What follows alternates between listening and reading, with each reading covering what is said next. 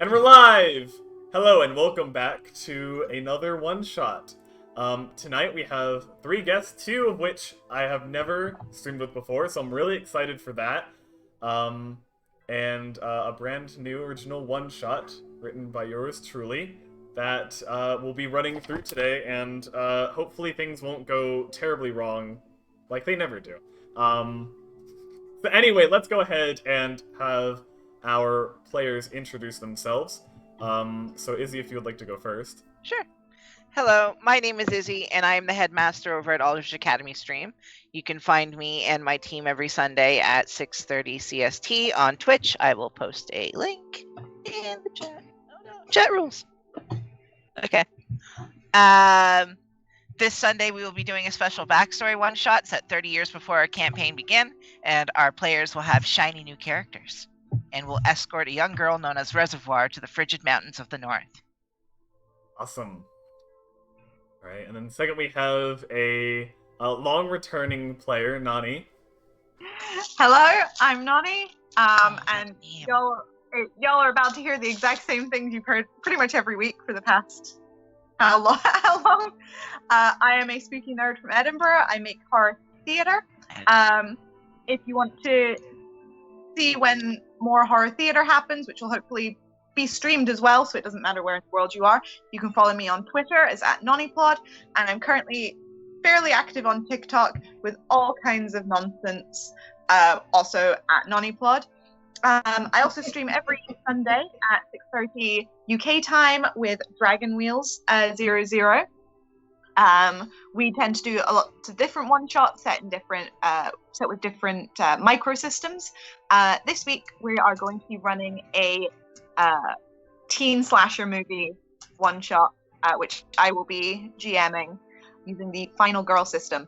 So that should be fun. I'm going to drop those links in the chat in just a wee second. Awesome, go for it. And last, but certainly not least, Raz. Hello, I'm Raz, and you can find me on Twitter at, I forgot my own Twitter. Raz, fuck. Pardon my language. You can find me on Twitter, Raspberry Dragon. This is my first time attending a stream like this. I don't do much, but I do try to entertain, at least by screaming into the abyss. However, if you want some quality art, I would like to introduce you to the person who did the art in my header here. My friend Eli over at Lizard Tales on Twitter is an amazing artist, and I am pretty sure they would love your business, especially for drawing your D&D characters, because we all do love that sweet, sweet D&D character art. I will put a link in the chat for them too, as they are amazing. Awesome. And thank you. And just a little side note, I don't mind cursing at all, so feel free to swear like a sailor if you'd like to. Alright. Alright. Now, with that being said, let's go ahead and start tonight's one-shot. So we begin in a library, a dimly lit library with a low-burning hearth that is giving off a gentle orange glow, revealing walls, every wall covered with bookcases filled to the brim with books from floor to ceiling. In this windowless room, the center, in an old antique wooden chair, sits a man in a blue robe with a wooden mask. On his mask, burned into the wood in the face of the mask, is what looks to be a castle's tower. He sits in his chair with a low-sitting side table next to him, holding a leather tome. She slowly turns the pages, browsing, and after a moment he closes his book and sets it down before standing up, facing the bookcases before him.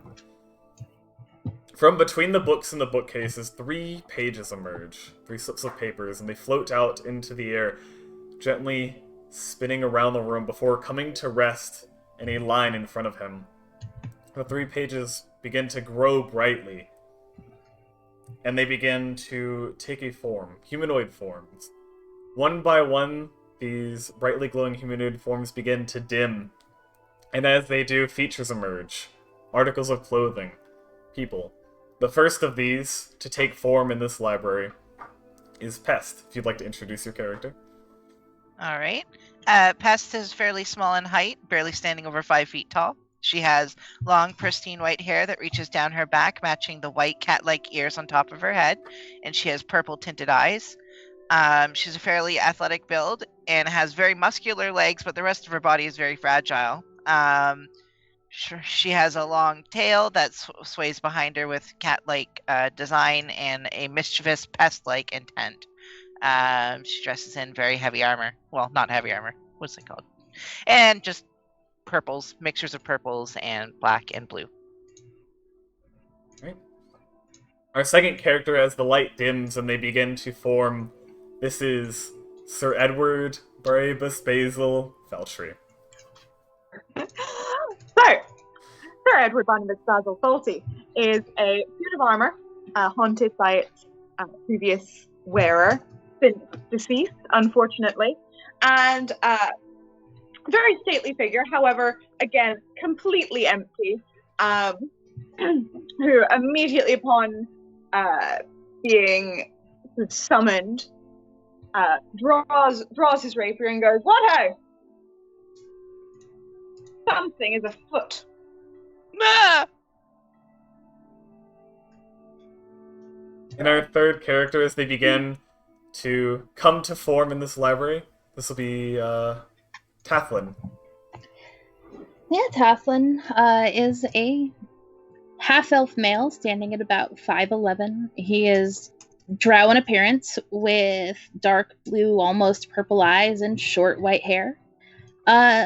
He looks around a little startled and pushes his big Coke bottle glasses up to his face, and he goes, "What in tarnation?"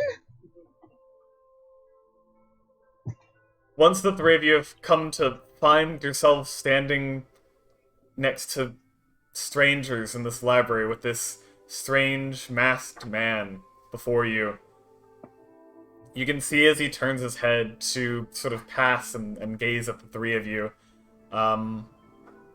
before he just gives a gentle nod, reaches down and picks up his tome from the table behind him, and as he goes to sit back down, more pages flutter out from between the books of all the bookcases around the room, many more than before, and they seem to be carried by an unseen wind as they twirl around the room.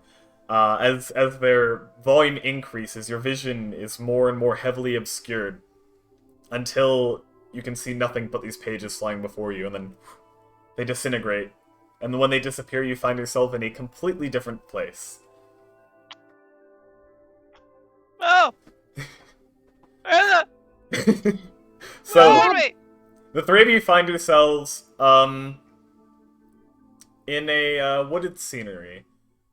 Before you, there are three people. One of them, the one in the front, a human man with a long mustache that comes in and curves in and twirls in at the ends, wearing a fine dark suit and a short top hat on his head.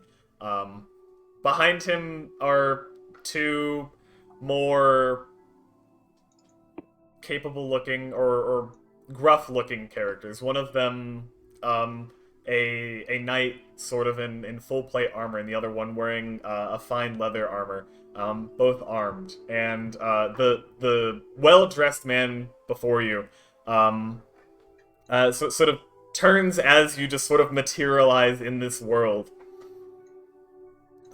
And he kind of lights up as he sees you. "Oh, you're finally here!" You're finally here! What the hell do you mean by that? Finally here? "Well, welcome to Effingchester. Well, what will eventually be it. But that's not what you're concerned about right now. If you turn around right here, this is, as promised, your keep. If I turn around, is there going to be someone standing there with a weapon? When you turn around, there is not someone standing with a weapon. Okay, we're good. Before you is eclectic hold. What you see before you is this large 2-story building made of a mishmash of different materials. You can see wooden boards covering gaps in stones and metal plates. There are windows throughout that are framed in colorful, unidentifiable materials. And in the front, there's this wooden ramp that leads up to double doors, mismatched. And the windows throughout the building are various shapes and sizes, and you even see a couple that look like they were straight ripped out of a temple with stained glass, depicting random deities and things like that. This is your keep. So I remove my helmet to hold it under my arm to have a better look at it. Obviously, again, nothing underneath the helmet, and go, finally. I have been recognized and honored with the keep that I deserve. Thank you very much, Mr. I think you'd be hard to recognize. Yeah, you got a little not having a head action going on right there. Are there strings there? Just kind of reaching up, trying to find your head. It's Jean Arwen. You can call me Jean. Jean, lovely to meet you. Sir Edward Barnabas Basil Faulty, and I reach out a hand to shake. So Faulty, a pleasure. Sir Edward Barnabas Basil Faulty, please. I apologize. I meant no disrespect. I'm pestilence. I don't know, just pest. A pleasure. And he reaches his hand out to you. I will shake the hand. And you turns to Taflin. Tathlin, in lieu of letting some stranger who just summoned him out of nowhere shake his hand, is going to summon his mage hand and shake hands with that, and he's going to say, I'm Tathlin. It's a pleasure, sir. Oh. The fine trick you have there. So are you giving me this house? Oh, well, it is yours, of course. You see him reach into his jacket and pull out like a papyrus scroll and unfurl it, and he shows it to you, and it is the deed to the eclectic holes that has the 3 of your names on it. And sort of looking at it, it's like strange. You've never seen it before, but it also comes with a strange sense of familiarity. Tathlin is going to fix his glasses and lean in close and try to read it, and also ask, so what's the catch? There's always a catch. Oh, the catch. It's obviously haunted. I point at the armor. I mean, I can't say you're wrong. We're doing Dwarf Fortress, don't you know? I'm not sure what you mean by catch. You are the first proud residents of Effenchester, our new municipality that we are developing here, and he sort of like gestures around, and there's a road sort of nearby, and like across and down the road a little bit, you see this big like wooden warehouse, but other than that, it's the only building in sight. You can see a couple areas where it looks like trees have started to been cut down, as if like land was being cleared, but so far not much progress has been made. I feel like I'm about to make a very UK specific joke, but I think we've all been on a good night out at Effenchester, right? I'll laugh so someone does.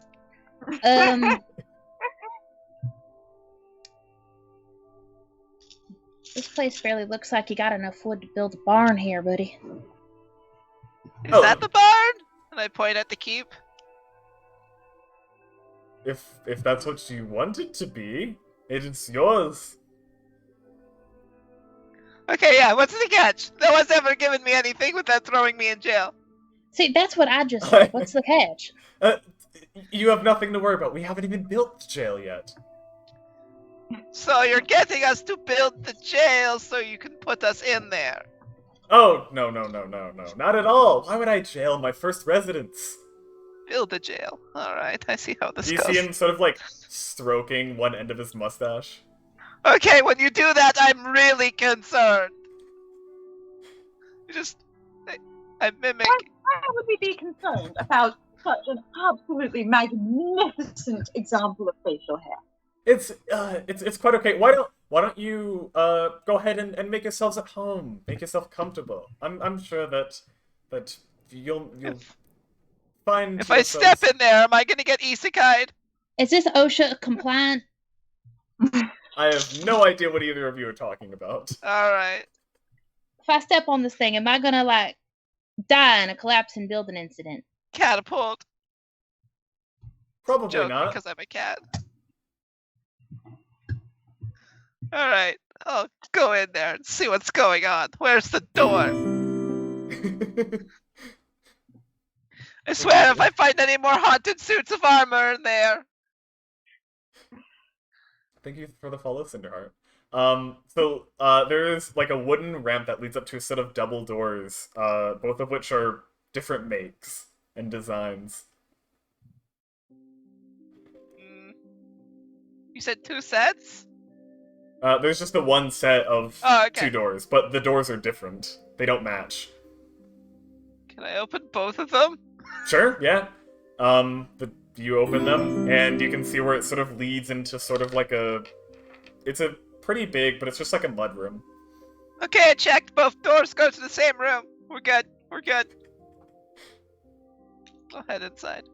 Anyway, I'll be over at the warehouse working on some I'll logistical build your stuff. jail. If you... Farewell! Area. Explore Rowan, thank you for the follow. You're now 1 away from your follower goal. That is true. And they're Oh, both sorry. people who I demanded to show up. I appreciate that. And welcome. We're just getting started.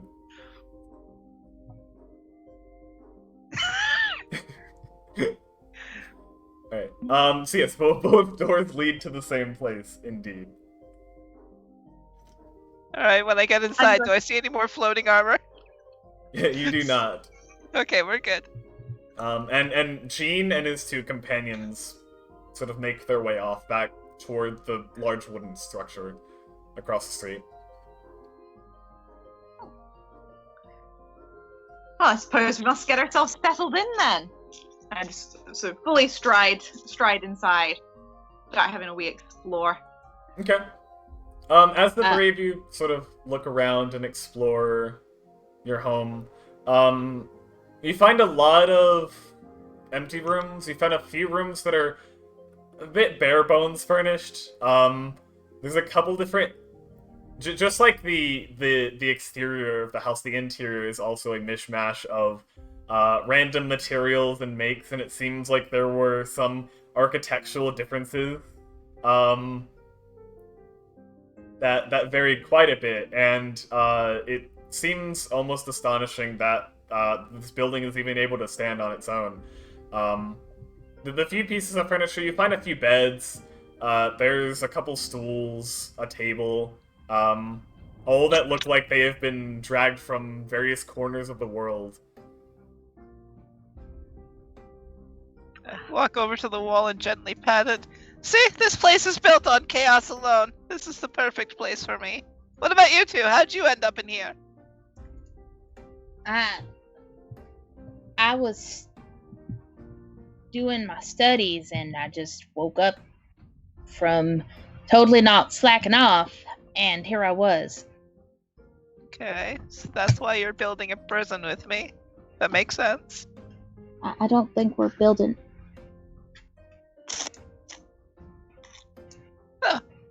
Well, I mean- have to do something in here. They didn't even tell us what this is for. They just gave us a house. They gave us a house that looks like they tore it right out of a trash heap. I know, Maybe. isn't it beautiful? I mean, it's very avant-garde, but I'm afraid of the floor collapsing in on any of us, especially the what'd you say your name was? Bart? Sir Edward Barnabas Basil Faulty, lovely to meet you. Tafflin. Is it alright if I just call you Sir Edward? That's quite a mouthful.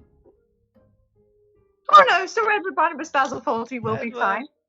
Barbus, I did warn you. Basil. Felty. I call the first chair that's uneven, and I just go around the room looking for chairs that are uneven. Mm-hmm. They're all going to be uneven. They're all mine. You do find, you find a... It's more of a stool than a chair. It doesn't really have a back to it, but it has, 5 legs. 2 on one side and 3 on the other.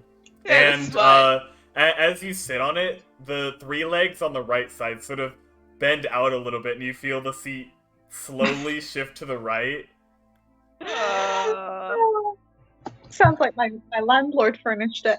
Alright, this chair was made for past. So, you think we gotta kill a guy? I don't know what's going on here, but it feels like we're gonna have to kill a guy. Yeah, I feel like that's probably the catch. Alright. Are any of you warlocks with souls that you have to get to, like, a god or something?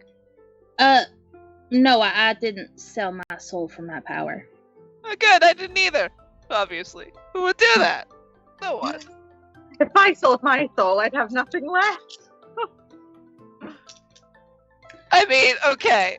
If I remove your glove, do you lose your hand? Let's find out. I sort of hold out. Pull your finger, and I'll pull on the glove. Yeah, the gauntlet kind of comes off, and it does become sort of limp as you take it I put it back. off. I mean, what'd you expect? I don't think, amputation works any different for a sentient suit of armor than it would for somebody else who lost a limb. That's fair, that's fair. I won't try it again. I mean, the exception would be taking your head off there, but Yeah, I That's don't know either what's here or going there. on there, but it's a good trick. It's a good trick, I like it. yeah, I bet it's fun at parties. I mean, we win a lot of tavern bets. Is there any kind of like food or pantry kicking about? Eat? Now this I gotta see. You do find a, what you can guess is sort of a kitchen with a pantry attached, but it is not currently stocked. No wine or anything? You do make an investigation check, actually. First roll of the night. Looking for wine. That's pretty accurate, actually. That's a 3. A 3? Yep. Alright, so sort of digging through the dusty pantry, pushing some, like, cobwebs aside, you find, it looks like a wine bottle.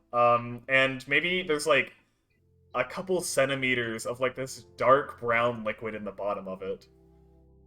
So I pick it up and I go, aha, see, now we can finally have that party you were saying about. And I sort of lift up the visor of my helmet and pour that little bit in, and it just kind of dribbles out the And when the liquid sort of pours down the neck of the bottle, it's a little viscous. And it comes out like sludge as it pours into your suit. I'll pass. I'll Splash pass. on the floor. I offer the bottle. I'll pass. You can see, like, through the dust on the inside of the bottle where it has been, like, sort of, like, coated in in this dark brown slime from it being poured out.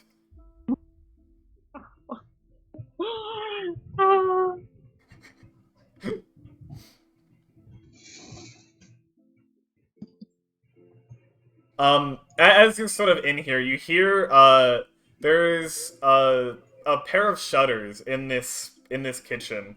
And you hear it, they begin to rattle as there's something on the other side that's sort of banging against it.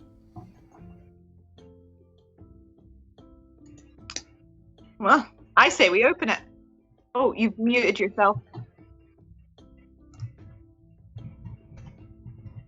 I am muted. Are you secretly out of your body right now and doing that? I'm sorry, what? Can you remove Like, okay, so if you, like, put your armor down for a second and walked over there, I assume naked, and you were opening that and doing the noise? Is that what's happening right now? I have no idea what you're asking me. I cannot put the armor down. This is... Alright, then I'll go check this shutter thing and see what's about to attack us. Are you sure you don't want me to just do the thing with my mage hand? Because if it jumps out and attacks you, that's not going to feel great. What's the fun of that? Aren't you supposed to get hit by things and be like, ah, I got you now? No, I think that I should stay where it's safe and do my thing and get hit as little as possible. Oh, alright. Well, I guess go ahead. I'll just sit here and be cute. I mean, if you wanna, by all means, I was just asking. Go ahead. Very mage. cute, yeah. Mage hand it. Go ahead. Do the hand of mages. Alright, I'm gonna get close enough to where my mage hand would be able to reach it, which is, I think, about 30 feet. Okay. And then I'm gonna mage hand it and just kind of open it. Okay, so you reach, send your mage hand sort of across the room and undo the latch on the shutters and then push them open. And as they open, at first there's nothing, and then you see a raven sort of hop in the windowsill and then hop and flutter down onto the floor of the kitchen. Hey, look, it's dinner! Begins to hop towards you. And I mean, I could use an ass stew right now. It sounds pretty good. once it makes know its what way I'm across talking the about. room, it turns in and it opens its mouth. And when its mouth opens, this female voice comes out of it. Oh my god, it's haunted! Originating from the bird. And it says, "You aren't welcome in our woods. If you continue to trespass, we'll have no choice but to defend our territory. Leave now." And the beak of the raven closes and it turns and then flutters and flies out the window. It's nice to meet you! Yeah, that was super friendly. People usually I bring don't know if food! that's you. But, I think we need to have a talk with Mr. Mustache. If this would belong to I somebody know who else. that is! Hold on. Let me see if I got hold person and prepared, because if we need to have a talk, Okay, And he's I gonna don't know flip- what you do in your circle of friends, but usually we don't start with old person. I mean, you do if you want the person to shut the fuck up and pay attention, Alright, I guess that works. or not I mean, run away. I'm not gonna you know. kink shame or anything, so like, go ahead.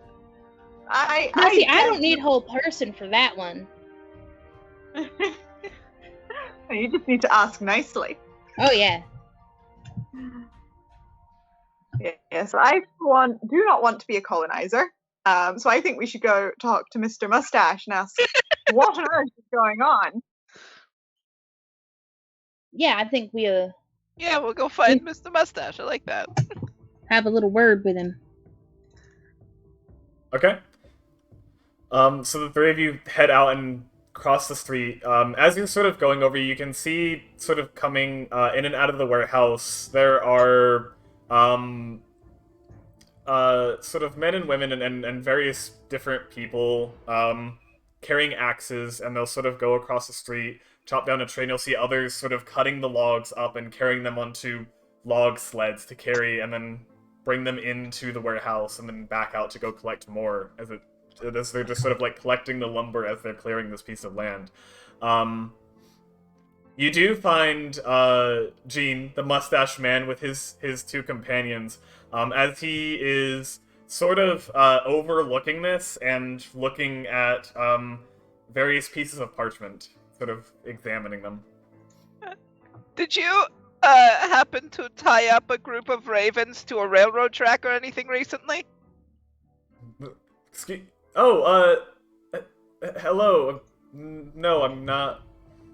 No. All right, just making sure. Your mustache. The railroad tracks. Anyways, it's fine. I think we have a question. Yeah, the funny thing sure. that happened to us.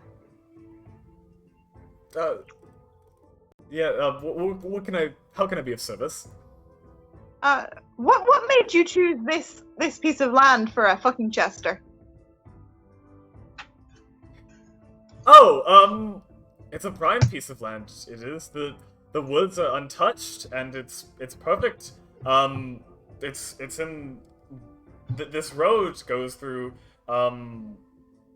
It's like the perfect pass-through town. Great for travelers and visitors of other sorts. Right in between two major cities. Right in Do we between. know why this land was untouched? Why was it untouched? Just no one has showed up to claim it yet, I guess. And so there was no sentient creatures here before you. Not that No I'm aware birds of. threatening us at all. Or threatening you. Birds. Yeah. Oh, did that happen Dinner to you showed as up. well? Yeah, dinner showed up and it started fighting. It started fighting. Yeah, it's all like, hey, get off of my land! Oh, the Raven. Yeah, I'm not sure what that's about. We got one of those as well. You By got any means, well. the three of you look capable, so if need be, I hope that you would be ready to defend your land. But we're not really sure what that's about. Yeah, but we just have a question because it definitely does seem like the Ravens saying it's their land. Ravens can't claim land. That's absurd. Yeah, but things that can use ravens as messengers can. Yeah, like But a raven, necromancers, people with intelligent speech probably can as well. mailmen, Well, the guy who delivers milk. I mean, it's possible, but we surveyed this land and didn't find anyone that seemed to live here. I mean, for all we know, it could be bandits trying to take advantage of a vulnerable young town. That is true. That part could be true. It could just be bandits. They could be like, hey, I see this keep. I want that keep. Exactly. It was very threatening, so I think we should take it seriously, but like I said, we are not aware of anyone else. We came here. This road is well traveled, and there have been no signs of anyone living in these woods. Okay, hold on. Let's go back there, mustache. No signs of anyone living. Jean, please. And living or dead. Undead make for a terrible place to found a city. Just I take offense to that. I mean, Zombies and ghouls, more like. Nothing of... You're a pleasant one. nice way to I'm backtrack there, one of buddy. the good ones, am I? okay. He's like... You're kind of backing him into a corner, so he doesn't really know what to say. Look, there has to be a reason these woods aren't touched, and there has to be something that you know, considering you said it yourself, this is in between two major cities, that you're just not telling. So how about we cut the shit, and you tell us what you might know. And I'm going to try to roll persuasion. That would be intimidation, if you want to Alright, roll for it. I can do that one too. Okay. I rolled a 1. Okay. Yay! I'm To be I'm your friend here. There's really nothing else that I know. Okay, do you have to roll your mustache as you're saying that? yeah, that's He stares sus. right at you. Stares right into your eyes. And just begins twirling the end of his mustache around his finger. Okay, now I need an insight check. Can I roll insight? Sure, yeah, go for it. Wow, okay, that's a lot. 23? 23? Well, right now it just seems like he's fucking with you. Okay, cool. Very good. I like this guy. But as far as you can tell, he seems to be being honest about not thinking there's any, like, he does seem to be convinced that this is unclaimed land. Alright. You and your friends who clearly don't tie people to railroad tracks seem okay right now. Sir Edward Barabbas Basil Feltree. Yeah.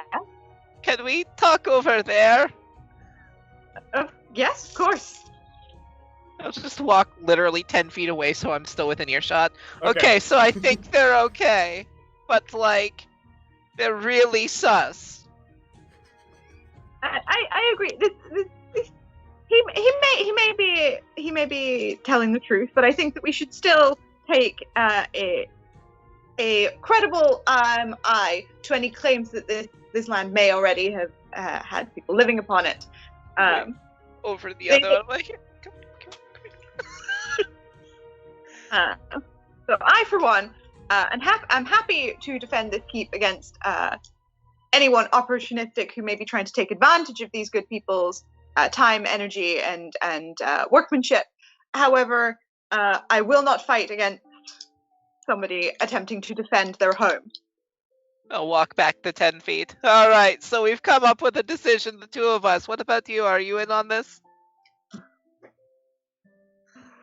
I think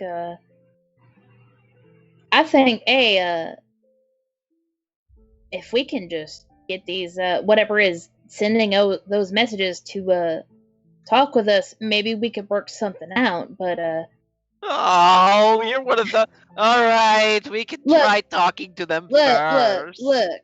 I wasn't finished. Listen. Okay. But if we ain't up to diplomacy, I might as fucking well.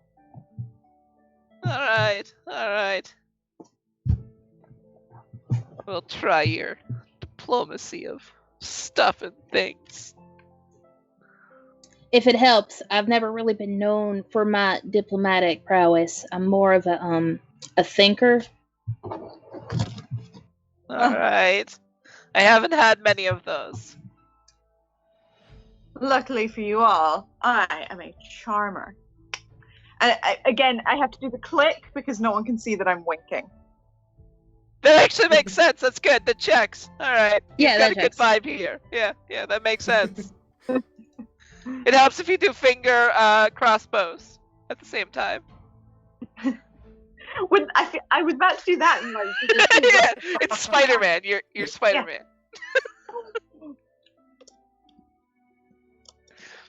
Yeah. All right. So we'll defend your keep if it turns out that these people are these birds are actually bandits or something. But they just look like dinner to me. I mean, corvid. Not very meaty, but they make a nice stew. Well, I mean, the fun part is chasing them. They're birds, and I have no wings. I have no qualms if you want to hunt some game around here. You're free to. I mean, if you can catch it, you can eat it, right? I think that is the rules. Yep. That's the rules. That's just how it is. If you can catch it, you can eat it. I once met a dragon that had a very similar view on life. Well, I mean, dragons. But I mean, dragons. They gotta catch their prey too, right? So of course that rule applies. It's just simple logic. I generally try to avoid eating things that talk, but we all have our own preferences. Now, is there anything else I can help you with? No. That'll be fine, I think, for me anyways. What about you two? I think, satisfied for the now. Do you have a piece of charcoal I could borrow for like 10 minutes? Charcoal? Yeah, just a piece of coal.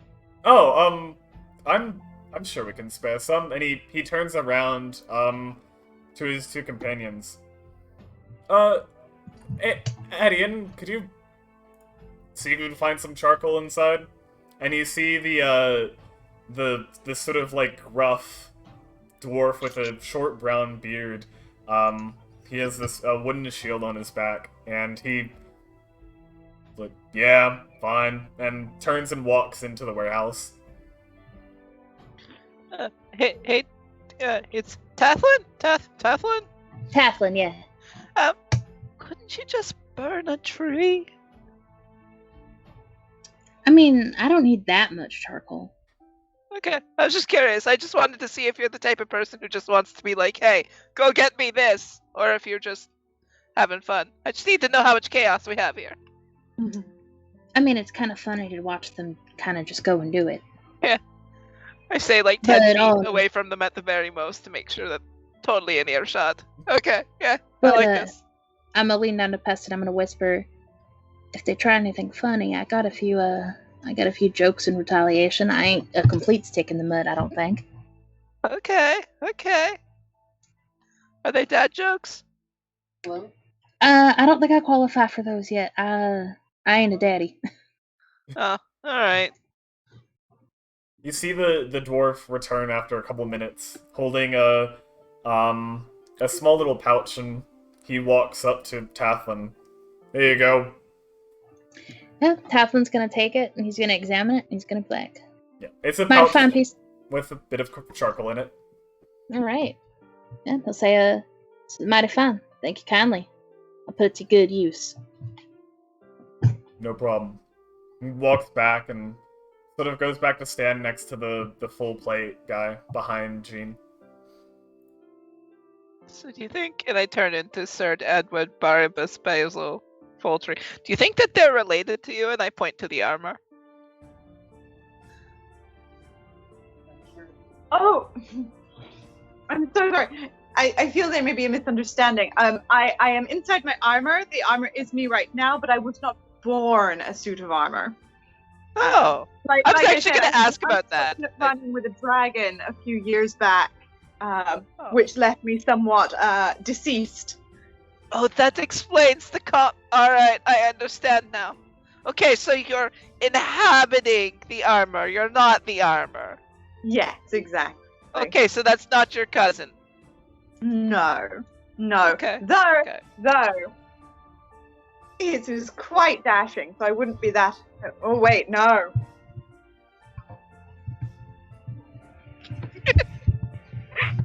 No, never mind. I'm just gonna stop that right there. Great choice of words there.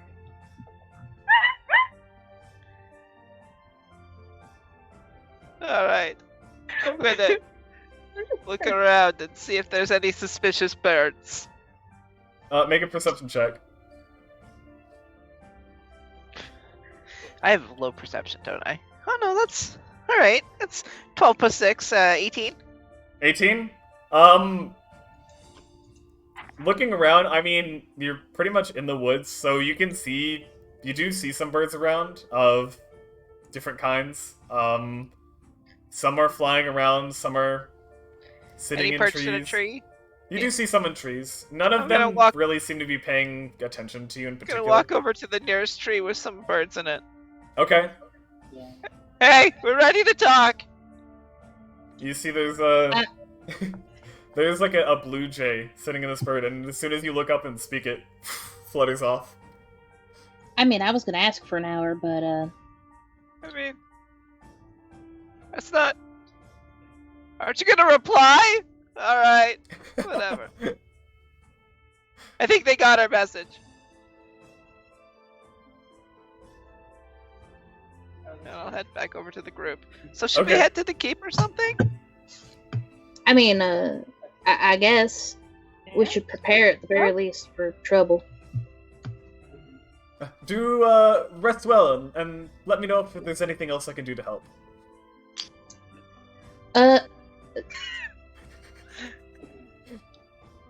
Every time, you're just a little bit more suspicious. Starts staring right at you again, twirling the Yeah. mustache around his finger. You're doing the thing again. Reaches up Alright. with his other hand. Oh, okay. So, any of y'all got a razor on you? Because, No, we can't do that. He's gotta. It's gross, but he's gotta keep it. I say loud enough as I'm walking away. Dying shame. You hear like an audible laugh from the man in the armor as you're walking away. I hear cousin like that. I'm going to grip the charcoal really hard, but then I'm going to turn around and I'm going to pat the guy with the armor on the back and say, you just keep doing your job, buddy. And just extra patting, make sure that there's a little handprint there, and just turn around and walk off. Okay. Yes, I love this group. We are definitely all pests.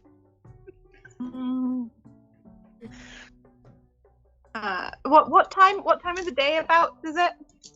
At this point, it's starting to get into late evening. The sun's getting pretty low on the horizon, and it looks like it'll set in the next hour or so. Okay. So sleep in the haunted castle, or Yeah. Well, you so like I'm playing a haunted suit of armor, but mechanically I'm a warforged. Right, yeah. So So you sentry. guys can sleep and I can sentry rest to keep watch. I'll open the door to the keep when we get there, and I'll wait for Sir Edward Barbas Basil Fultree to go in first. Mm-hmm. Now it's haunted. Okay, we're good. Yeah. I mean, technically, yeah, it's haunted. Yeah. Before I sleep, I want to cast this. I want to ritual cast the spell Find Familiar. Okay. Is it me? Am I your familiar? No, but it is a weasel. That's okay. Yeah, that checks. Okay. I've been called worse. I mean, I am pest. I'm gonna name it after you now, just because you said that. Perfect. Alright.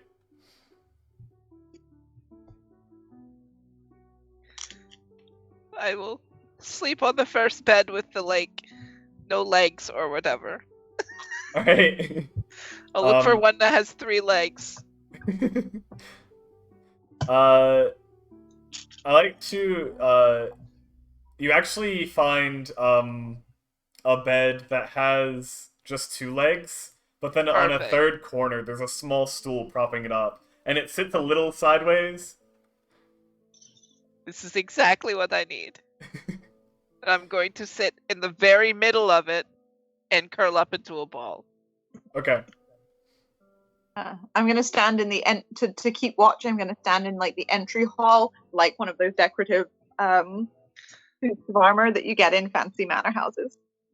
Okay. Perfect.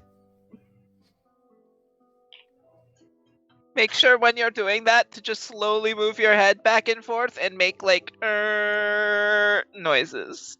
100%, yeah. And then every once in a while you say, enhance! Enhance! I love it. That's what I'm doing. I'm good. Cool. Tathlin, are you finding somewhere in the keep to rest as well? Yeah, I think he's gonna look around just for the nearest bed. He's not a picky sleeper. Okay. Yeah. You find sort of, it's more of a cot than a bed, but it's functional. Yeah, that works for me. Okay. Alright. So as the 3 of you find your places within your keep to rest, Sir Edward Barbius Basil Felty, if you could make a perception check for me as you're keeping watch.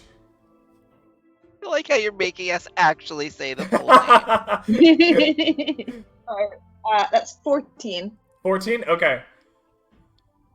So as the sun sets, and darkness fills the hulls of your keep. It's haunted. A few hours of darkness and night passes, and you hear the sort of sounds of various nocturnal creatures and crickets and other things sort of come to life in the woods. At about around I'd say like 2 or 3 a.m. You sort of a little bit back from the front doors, but there's a window in this main room, and you can't really tell. This window is kind of like dirty, and so it's hard to see out of.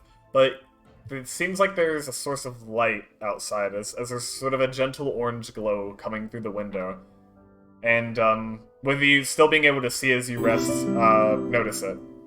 Thank you for the follow, Sid Beamy, and congratulations on being the channel's 200th follower. That one's also one of mine.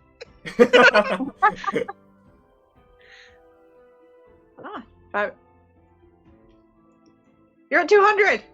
Yeah. Yay! What happens? Is there an explosion now? Yeah, your keep explodes. You all take 86 points of force damage.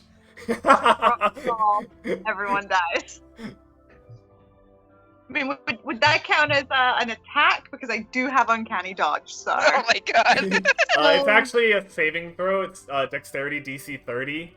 Yeah. Okay, hold on. I'm just messing. But yeah, thank you. That's awesome. Okay, so yes. What would There's a you like light to do? outside. Huh? There's the light outside. Yes. Okay.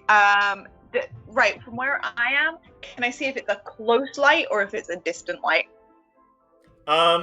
It's hard to tell because you can't really see much through the window.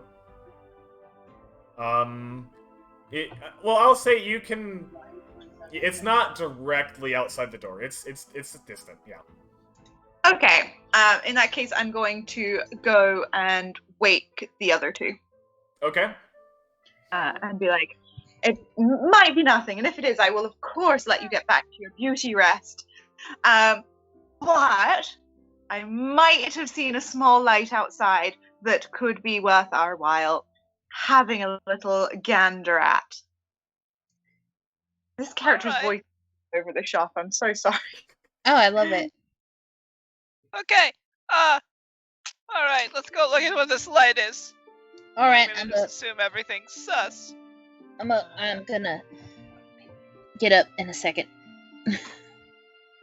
Okay. So with the three of you, are you heading outside? I'm gonna Look through the cast. window. I'm gonna cast mage armor on myself first, and then I'm going to just, I guess, Oh, watch someone's ready past. for battle. Okay. Look, I'm just saying. Sounds like we're gonna have trouble. I ain't gonna go out there naked, so to speak. I'm going to pull up my shield, which is literally an image of my face, and hold it up as I'm peering out the window. Okay.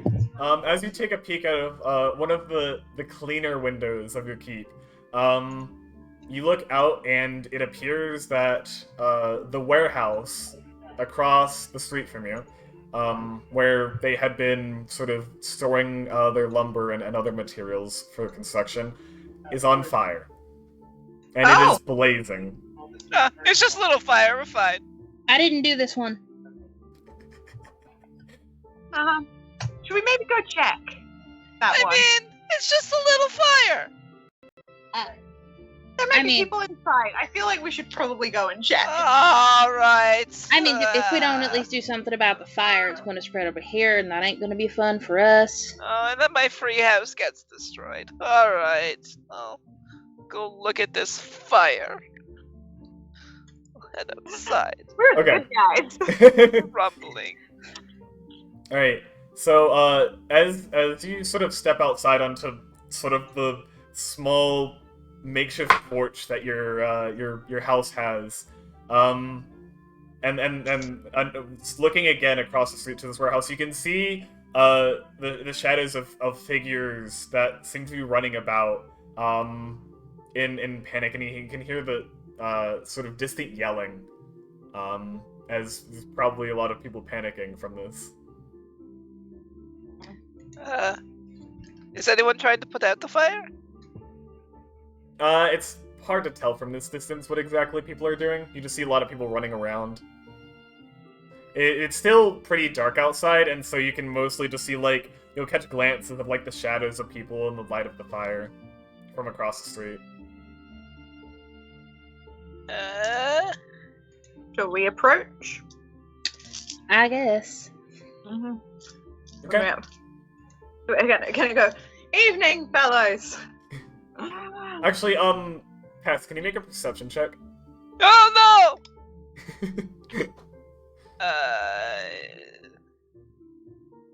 Plus 17. 17? Okay.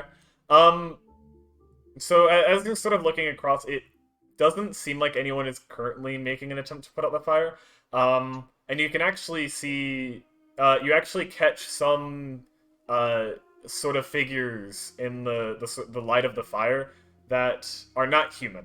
You're not exactly sure what they are, but they're not human, and there seems to be sort of a fight going on between whatever creatures there are and the people running about.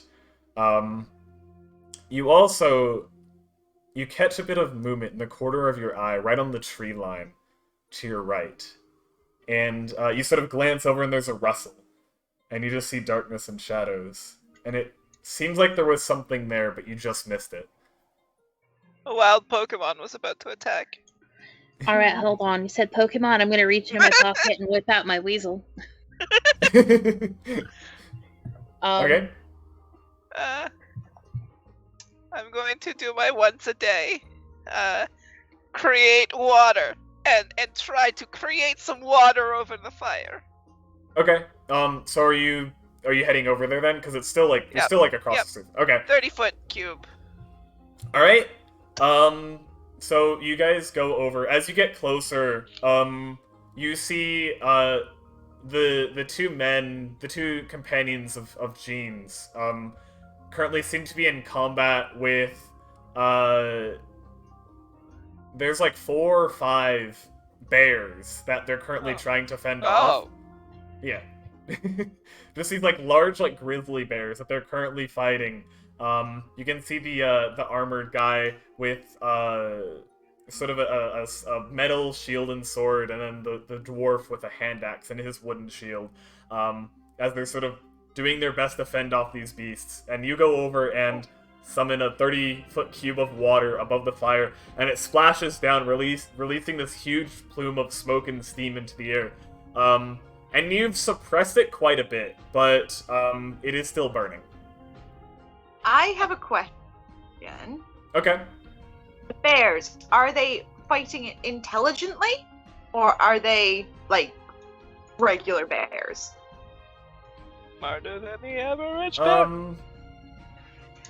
Make an insight check. Right, which D20 do I think is going to play nice? I got for insight. A 12. A 12? As far as you can tell, I mean, there are 5 bears, so they sort of have an advantage in numbers, so they're pretty much taking on the 2 defenders head on, and just trying to overwhelm them. So it's hard to tell, because bears naturally do have a certain amount of intelligence, and it's not super unusual for them to hunt in packs on occasion. Okay. It definitely seems strange that there's a bunch of bears attacking these, and while the warehouse is burning. And while it's not impossible, a pack of this size of like fully like adult grown grizzly bears is unusual. So it's sort of hard to tell. You keep sort of going back and forth. I'm like, maybe, but maybe not. May I do a thing? Okay, what would you like to do? I would like to run sort of as much into the middle between the 2 fighting groups as I can. Okay. And just have a moment of, gentlemen, can we please stop and settle this like men? Well, it was nice knowing you. Sentient creatures. I touched my stick in cat shillelagh. Okay. I take out my wand. Alright. And you have my axe. No. As you run up, you can see that I'm walking. I'm making it clear. I'm walking. Well, referring specifically to Sir Oh, Edward. Okay, Barry I'm walking Basil there. I'm just making that Felty. much clear. Yeah. Yeah. So you come up and sort of like stop between and say that. You can see like the dwarf sort of turn to you for a second with a look of confusion on his face before turning back to face the bears that he's fighting, and one of the bears is currently engaged with the man in the full plate armor who is you can see that they seem to handle themselves in a fight pretty well, but they're sort of still struggling against this many beasts. One of the bears turns towards you and lets out an aggressive roar. Can I would like to attempt to... That was unbearable! I want to try and get the bear to talk to me, because we've already encountered one talking animal so far. Mm-hmm. So I'm going to try and sort of be like, it's okay, we can have a chat. This might just all be a big misunderstanding that can be resolved quite easily. Okay? Mm-hmm. They have bear arms! The bear does not respond, with language at least, but it does start to approach you, and you can see like where like the hair on its back is standing up, and it's a low growl is emanating from it, and as it's making its way over to you somewhat slowly, and as you're looking over, you see in the background where your keep is back across the street, there's a loud pop and then a flash of orange light. Oh! And you see a small glow sort of on the side of your keep. Seems like someone might be starting a fire. I just got that house! Right. I think it's my turn to start a fire. Should we get over there, or should we deal with these bears, or... I mean, they're unbearable. That's true, I can barely stand it. Right, I'm gonna say at this point, with the bear aggressively approaching Sir Edward Baribus Basil Felty, I'm going to have everyone roll initiative. Alrighty, alright. Let's... Yeah. That's a 21 from me. Hold on, that's a 18 for me. Because I can't read upside down. 11.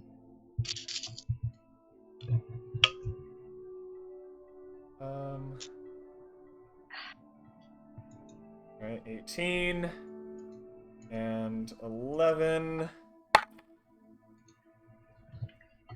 Also, I do want you guys to just be aware that that is what I have behind me right now. Yeah! Oh, the wink! He's such a sweetie. Wait. He's been there just the whole time. Okay. So, up first, Sir Edward Baribus Basil Felty. You have the highest on initiative. Dare you make us say that full name all the time? I'm like the moment I had in my head the idea of this night. I'm like, it's gotta be. You also have bear in the name. name. Bears in the name. You're a bear cut on your own. What a grisly situation we found ourselves in with this one, huh? I feel like us and our opponents are polar opposites, frankly. This is quality time.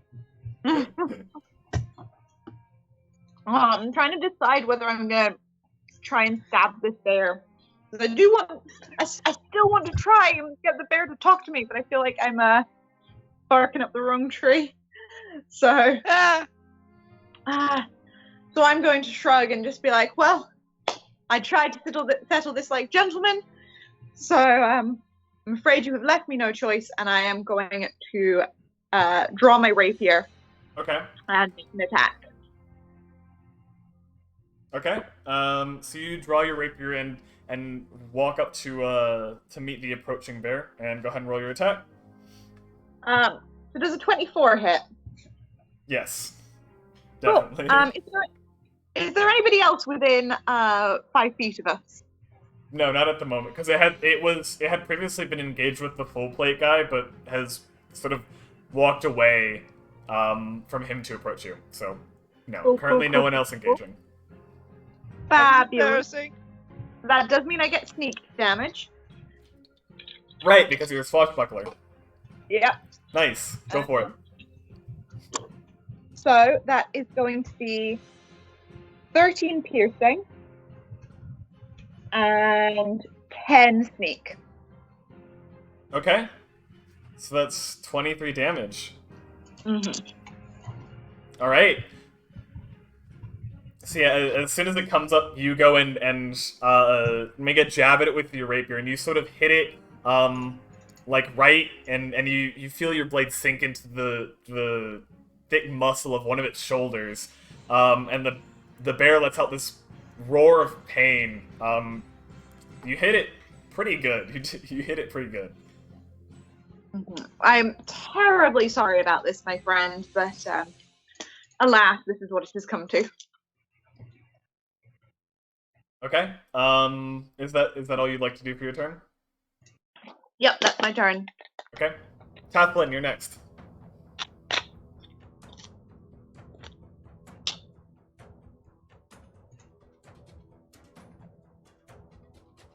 Tathlin? Nothing? Sorry about that. Oh, okay. I was distracted by outside sources. Tathlin is actually going to, can I see what has sparked the fire over near our keep, or is that too far away at the moment? You can try. Yeah, I'd have you roll perception, but that would take your action. Yeah, that's true. I think I'm gonna play it safe just this turn, and I'm going to cast Firebolt. Okay. So that is a +7. Which one are you aiming for? The one that Sir Edward Barnabas Basil Felty is currently engaged with? No, I'm going to aim for the second closest one. Okay. So there's two more bears that are engaged with the full plate guy. So aim for the second one on his side. Yeah, I'm gonna aim for that one. Okay. Yeah. Got it. So with a +7, let me just nat 20. Okay, nice. The duality of my Right. rolls was nat 1, nat 20. Can you believe that shit? And yeah, that's a +7. So I guess 27 is the roll. Yeah, nat 20 is a crit regardless, so that hits automatically. And level 5 for Firebolt. Spell, because I like to make sure I'm doing my spells right. I think. Well, I'd have to double check, but I think it's 2d. Oh, no, I have it open right here. It's a D10 at level 5, so. That's 2d10. It should Oh, be 2d10. Yes. Alright, and I have 2 of those right here. And do you do double dice or double damage? Yeah, that's what I was about to ask, is how do you crits? Double dice or double damage? Double dice. Alright, so I should grab four of these, I think. That's 3. And Everyone that's does 4. it different. That is true. 4, 6, 2, and 2. So that's 4, 14? 8. 12. Yeah, 14, yeah. Oh, yeah. 4, 6. Yeah. Okay. All right. And as my bonus action, I'm actually going to send my weasel over to give the help action to Sir Edward Barabas Basil Fultree. To help with what? Attacks. You can use it to give the help action, I believe. Let me see how familiar, but I don't usually do this with familiars. I've actually never used my familiars for something like this before. But I know other wizards have, so I just want to make sure I'm doing this right. Okay. As an action, when you cast this, let's see. I think it's aid is what you're. Yeah. Aid action, or is it the help? Okay, I'm looking. It's the help action because your familiar acts independently of you, but always obeys your commands. Rolls its own initiative. Oh, I didn't roll initiative for my familiar. Never mind. That's fine. Yeah. It's easier just to have it act on your initiative anyway. Alright, yeah. You can communicate with it. You as an action. You can see through its eyes. During this time, you are definitely blind. It's an action. Okay, Really?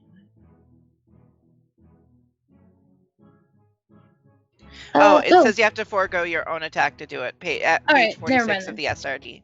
Alrighty, cool. I have never done this before, so I did not know that. So I will not do that, but I will, Page 46. I will keep the weasel on standby. The puns in okay, so you send your weasel over to Sir Edward Baribus Basil Faulty, on standby. Got it. Anything else you'd like to do with your turn? No, that's it. That's it. Okay. Up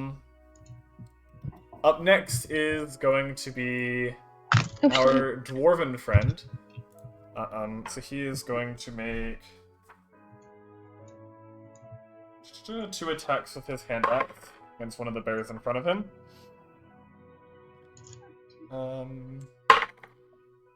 Okay, those will both hit.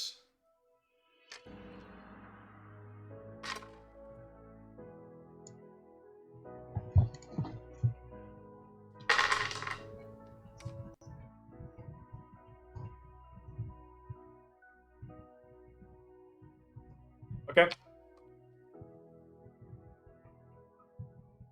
Alright, so you see he makes 2 slashes with his hand axe at one of the bears that he's currently engaged with, leaving 2 bloody gashes on its body.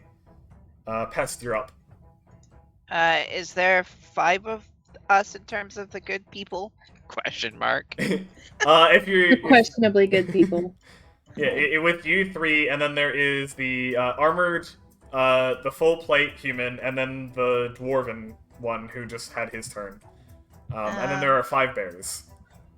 Okay. I sprinkle some holy water and throw bless on all of us. Okay.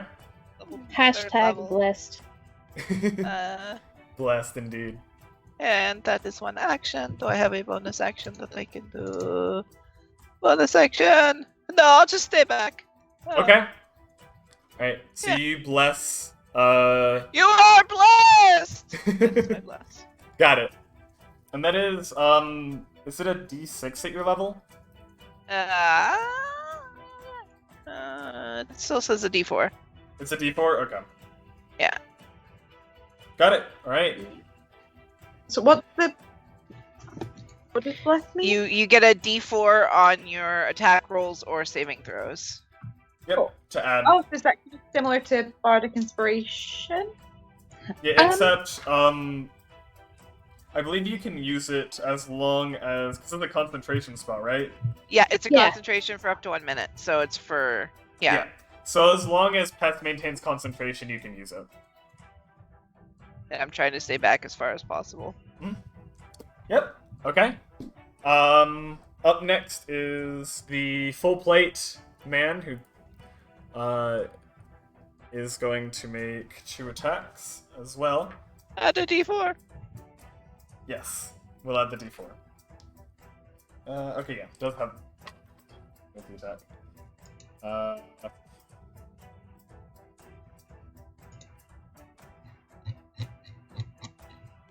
Okay, the first attack is actually just going to miss. Aww, with the D4? Yeah. Sad. Barely missed. This, big lumbering bear in front of it. Barely. Indeed. So making... Come on, I just blessed you! That was embarrassing! But he did get 1 strike off on, the bear that Tathlin had, firebolted.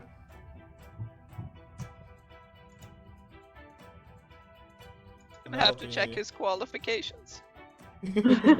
He's barely qualified. Alright, So. I literally have a thing of bear puns up. I'm not that great. Alright, now to the bears' turns. Oh, this is Alright. going to go clawful for us.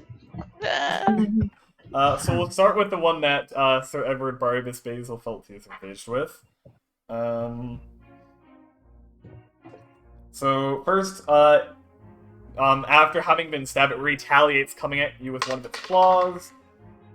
That is, that's a 22 to hit. Yeah. Okay. Alright. If it meets it, it beats it. That'll be 10 slashing damage from that. And then it's going to follow it up, attempting to bite you with a 14. Does a 14 hit? That does not hit. A 14 does not hit, okay. And I'm going to use my reaction to half that. So it's Alright. only going to be 5 damage. Got it. And can he dodge it is?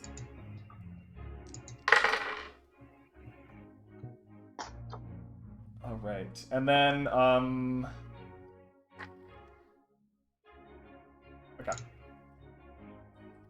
You're going to see the full-plated knight fighting off the two bears that he's currently engaged with, doing pretty well to sort of keep them off him, and they're seeming to have trouble getting through his armor with their claws, and one of them comes at him with an attempt to bite into him, and you see him put his sword up into its jaw and shove it off. And as he does, the other bear comes and sinks its teeth into his arm, and you can see a bit of blood dripping from underneath his armor as he sort of pulls away. It seems like it managed to bite hard enough to sort of crush his arm and his armor. Oof. That's not good. Talk about a mouthful. Mm-hmm. Sorry.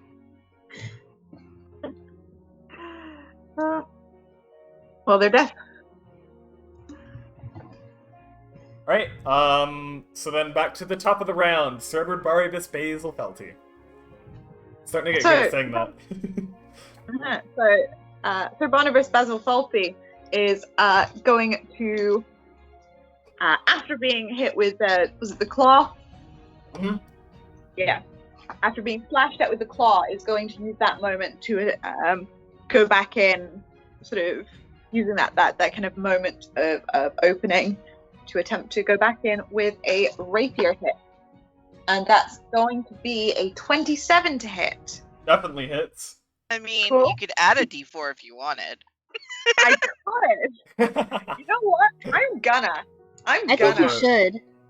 Okay, Maybe now get that up to 30? 28. 28? I mean, it still definitely hits. It's not Uh-huh. hard to hit this big lumbering bear in front of you. And I still get sneak on that, yeah? Yes. Yeah, it's not currently engaged with anyone else. No one really moved. So it's going to be 25 points of damage. Okay.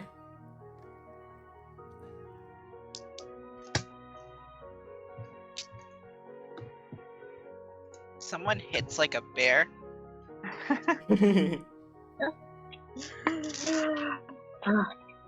Alright, I don't have any spells or any fancy weapons, but what I have I use well. Alright, so as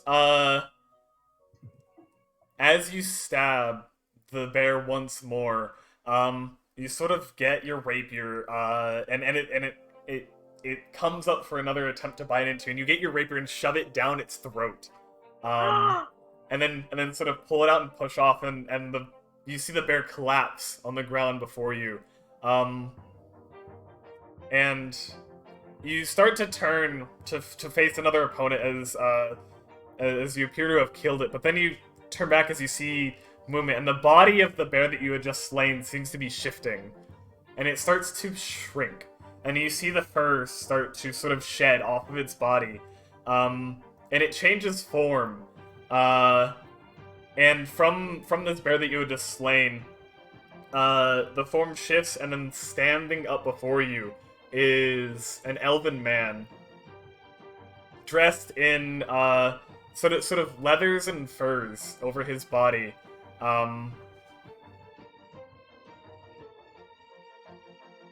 He's holding this long staff made of like a twisted branch that comes sort of all the way up, as it's like this like tall walking stick that he has. And as he's sort of standing before you, you see him like show his teeth, and in like the the light of the fire, you can see like red and green paints that he has on his face as sort of like battle markings, and a thorny sort of crown-like thing around his head. He basically bares his teeth and growls at you like an animal. Still sort of like resembling that bear form that he had just shed. And I'm able to say something as a free action, right? It is still your turn technically, so yes. So seeing this happen, I want to say to him, so now you've shown yourself, can we please talk and stop this fighting? Please. Okay. I don't expect it to work, but I'm gonna try. I'm gonna try anyway. Alright. So is that the end of your turn? That will be the end of my turn. Alright. So with that, with the reveal of our friend here, we're going to take a moment to take a quick 10-minute break. Oh! Could have that cliffhanger. Ooh. So, yeah, we'll be back in just a few minutes, so don't go anywhere. Just want to give a chance for us to all take a little break, use the bathroom, stuff like that. We'll be back in about 10 minutes, so don't go anywhere, and we'll see you again soon.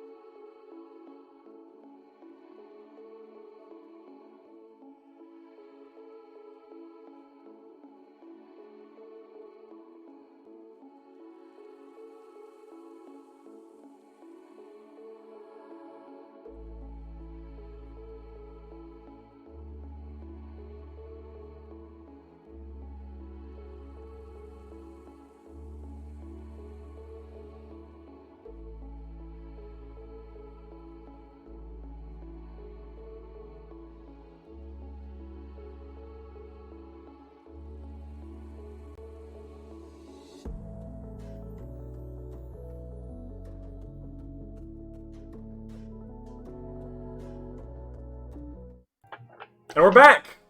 Alright.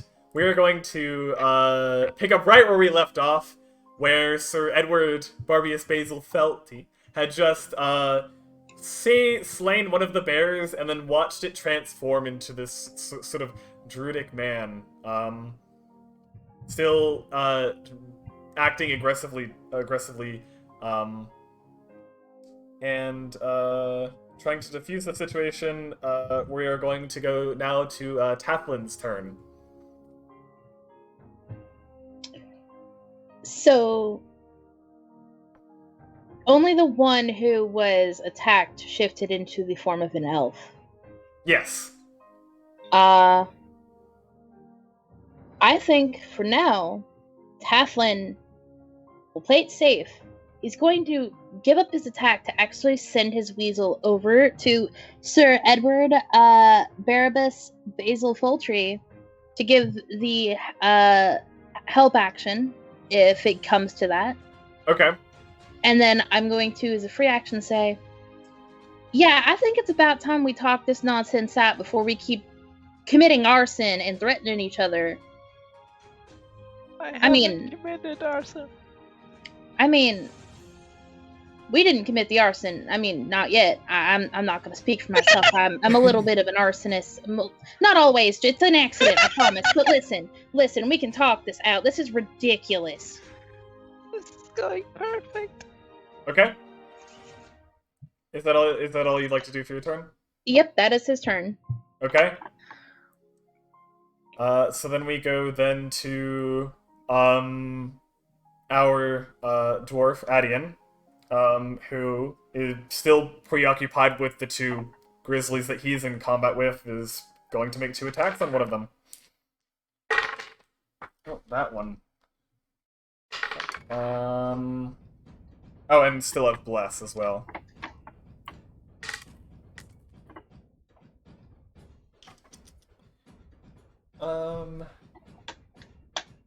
Alright, with the Blessed hit, so they both hit. Yes! I've done work. The Bless did make a difference. It wouldn't have hit otherwise. Okay. Dude, so Bless can make or break a thing. Bless is amazing. Absolutely. Okay, so that is... I'm using the wrong dice.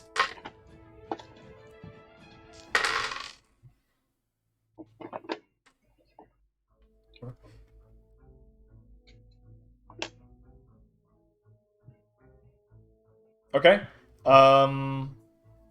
You're going to see him actually take down one of the bears that he is in combat with. And as it goes down, it just like the one that Sir Edward Baribus Basil Felty had slain, will begin to change form into an elf. This time an elven woman, dressed very similarly, with covered in sort of leathers and furs, and adorned with like leaves and twigs in her hair. Pest, it's your turn. Okay, first question. How did you swallow the elves? And I'm gonna cast spiritual weapon, 2nd level. It's not concentration, just double checked. Yeah. And I'm gonna make it appear in front of one of the bears, and it's just like this like jack in the box that when it opens, it unfurls into one of my fists and punches it. Okay. That is an amazing way to flavor that spell. That is like, more 7. I'm glad the puns are still coming in chat. That's 19 to hit. 19? Yep. Which one of the bears are you attacking?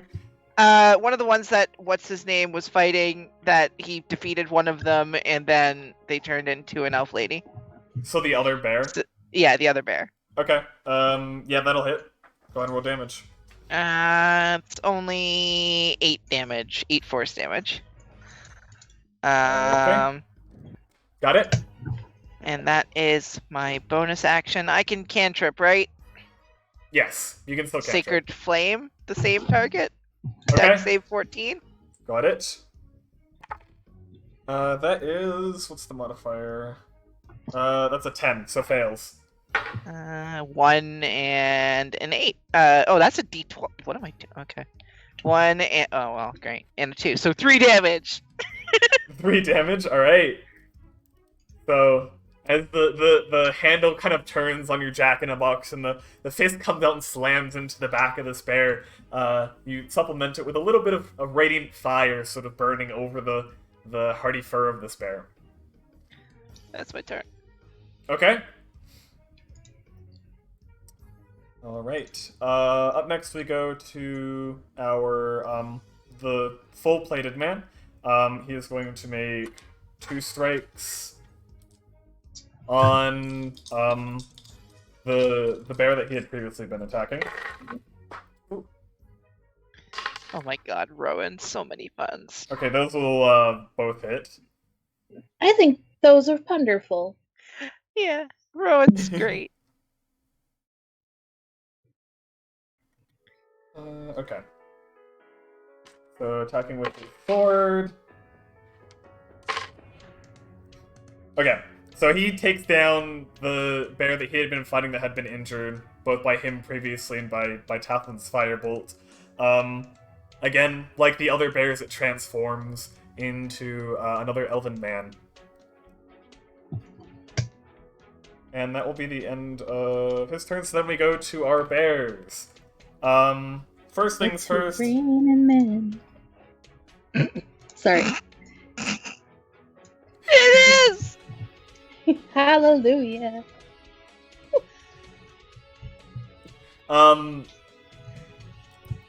So the one in front of you, Sir Edward Barabas Basilfelty, the man that had appeared from the bear before you, you see him, taking his staff and just sort of, holding it, like, in front of him between you. He doesn't make a strike, but you see him, he's like, mutters something under his breath, and you see, the skin on him that is, that you can see that is exposed, begins to harden, and you hear, like, the cracking sound as, this sort of, like, bark-like surface sort of covers his skin as, like, a protective layer. Okay. His bark is worse than his bite! Then, in response to what you said to him, he's going to say,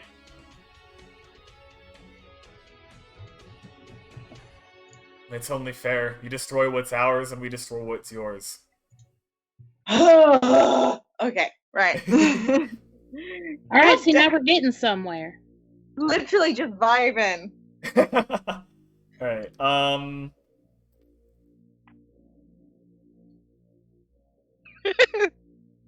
damn it, Rowan. That was in character frustration, not out of character frustration. I want to be clear. I'm having a great time. Okay. Same. Alright, the other one that is currently engaged with the dwarf is going to cast the same spell to sort of create this, like, protective layer of bark over her body. And then the bear next to her is going to make an attack, or 2 attacks on the dwarf. The first one misses, and the second one is a natural 20. So, that'll be a bite attack.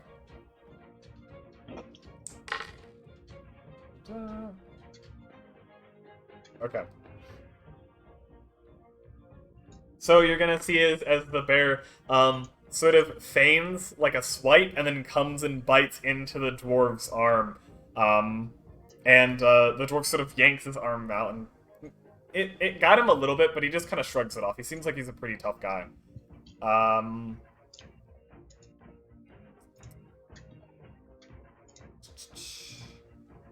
Okay, and then we have the 2 engaged with our full plate friend. So the bear misses 1 attack, and you're going to see again where he, as it goes in for the bite, he puts his sword up again to sort of push it off. And then the the man that sort of appeared next to him is also going to protective bark over his body. So back to the top of the round, Sir Edward Baribus Basil Kelty. As your turn comes again, you see as the orange glow on your keep over at the Eclectic Hold has begun to grow. Couldn't give a shit about that. Fair? Fire damage can be repaired. Exactly. So I want to sort of. Okay. So They might have I look at the lovely dashing gentleman in front of me, and I go, well, as I'm sure you can understand, me and my friends, we only just arrived here. We have no idea what's been going on. If things have been taken from you, of course we will help to restore them as best we can. But we would like the opportunity to parley first, and as a gesture of good faith, I am going to sheath my rapier. Okay, make a persuasion check.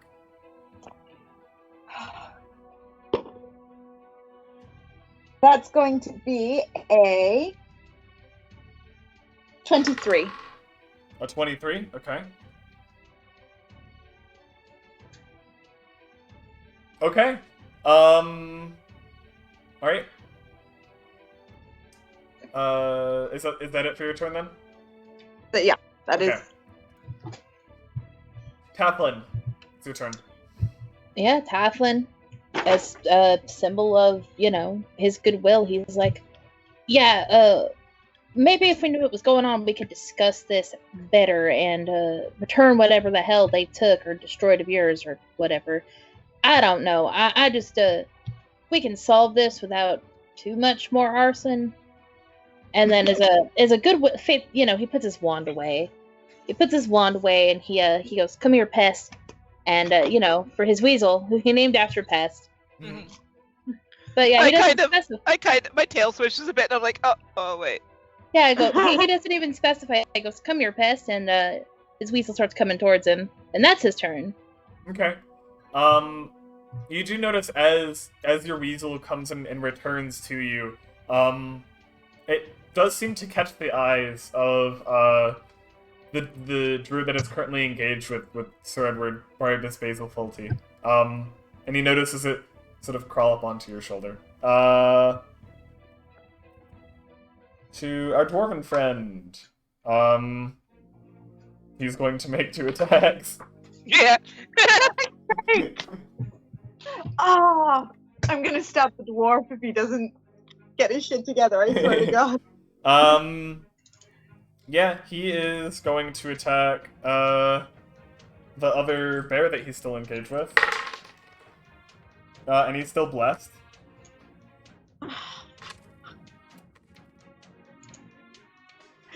Okay, so those will both hit. See everyone starting to stand down, and the one guy's just like. I mean, if y'all just want to knock him out, if just unconscious, it'd be fine. If I need to, I can just come over there and I can make him stop it. Okay. Alright, so he makes 2 strikes against the bear. And seeing your party's attempts at parley, he sort of turns and scowls at the 3 of you. And he like throws his axe back to gesture at the burning warehouse behind him. And he's like, "They destroyed our warehouse. I'm not finished until I spill some blood." Ah! Oh, cry me a river. I've burned down plenty of warehouses in my day. That's your turn. Dickhead. I start walking over towards Tathlin and stand next to them. Yes? I called Pest over. I'm Pest. Oh no, I meant. Oh, you know what? This is fine. And then I look over and I'm really confused. I'll take the dodge action, and then I'll end my turn. Okay. I love this. With your bonus action, do you want to do anything with your spiritual weapon? I'll just put it in the guy, the one who seems to be in charge of them. The first one that fell. I'll just put it into his hands. I'm not going to attack with it. Here, you've got a Jack in the Box. See what he does. All right. Okay. Actually, I think yeah, that's right. The one that you attacked with before is still in bear form. Yeah, I know. I'm good. I'm just passing so it to the other one. You just kind of to the other one. Okay. Yeah. So I'm just putting it in their hands, not attacking them with it. It's just here, have a box. All right, this Jack Don't in the open box. This Jack in the Box that just like attacked her companion. It just comes down in her hands, and she just cautiously pulls her hands out, and it's like sort of just is just floating there. So it's like sort of weightless, and just kind of like puts her hand through it. Yeah. Yeah, I'll take the dodge action because I'm busy trying to figure out why I was called over. Okay, got it. I swear, I named the weasel Pest. That's my turn. I love this. This is my favorite thing right now. The full armored guy is going to make 2 attacks with blast.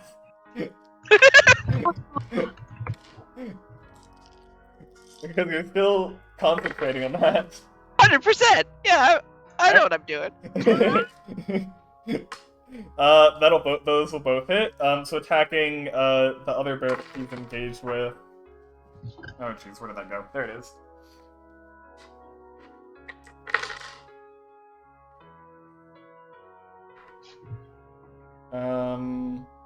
That's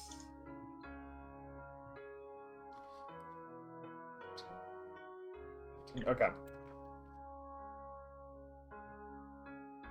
Okay, making 2 slashes and putting 2 gashes in the one of the remaining bears before him. And with that we go to the bears and the druids' turns. The first one before Sir Edward Baribus Basil Felty. I'm sorry every time. I love that you're doing it out of character as well. It's out of respect. I have respect for my players.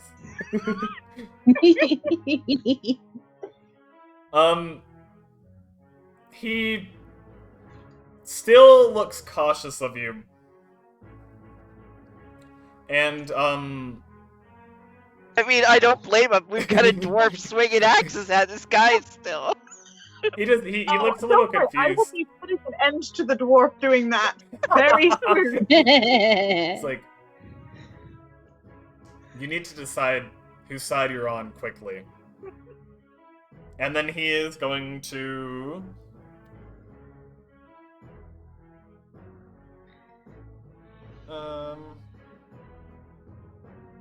Yeah, we'll do that. He is going to turn toward the man in full plate armor. You're gonna see a flame appear and combust in his hand, and is holding it. He's going to turn back and just toss it at him.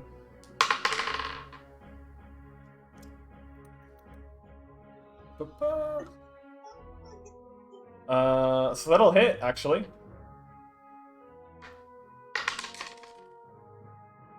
Alright.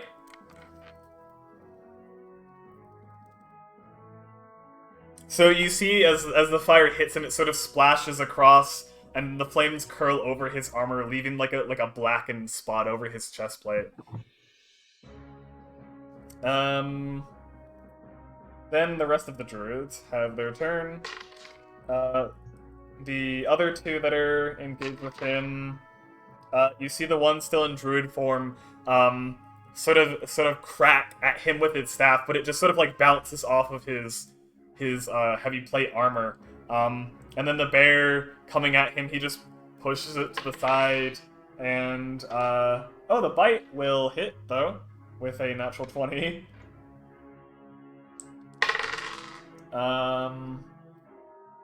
So he will take damage from that. And then,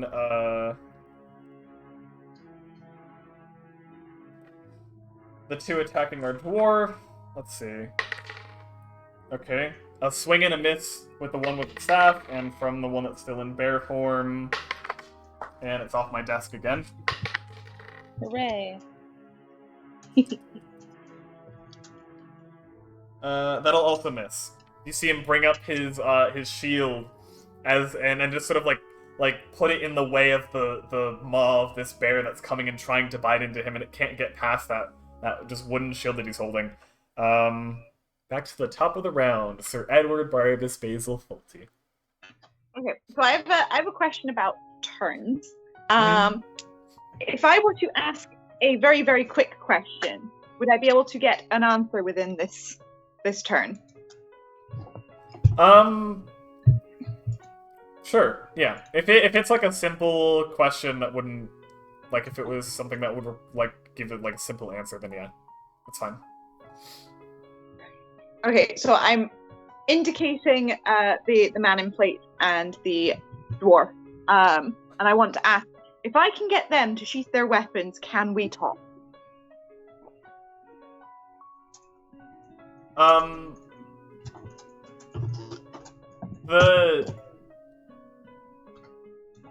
You can't see the face of the man in full plate as he has sort of an armor concealing it, but the dwarf in his leather armor,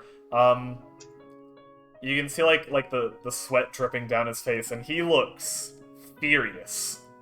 I'm asking that to the druid. Oh, to the druid? Yeah, I'm saying if I can get them to stop fighting, can we talk? Oh, he, after sort of hurling that ball of flame, turns back to you, and in response, he gives you a nod. Okay.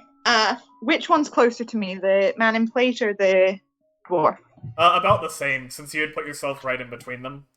Cool. Then I think I'm going to turn to the dwarf. I'm gonna I can take out my longbow, yeah? My short bow, sorry.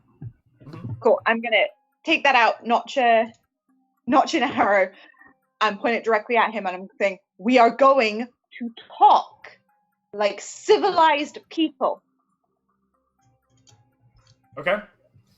Make an intimidation check. Oh, I was muted. I was gonna say. I said by threatening each other with weapons. I mean, if this doesn't work, I have an idea. Okay, that was a 13. A 13? Okay. Yeah. Okay. Okay. Is that it for your turn? Yeah, that's it for my turn. Okay. Tathlin, it's your turn. Does it look like the dwarf is going to give any leeway towards their request on my end? From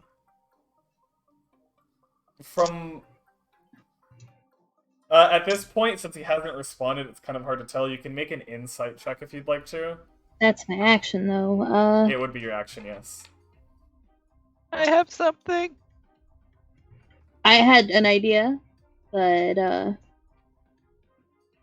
do I really want to balls to the wall that? Well, I could. I could totally try to balls to the walls this. Would y'all be against me balls to the wallsing this, or? What does that mean? Do it. I'm going to cast Hold Person at 3rd level. Okay.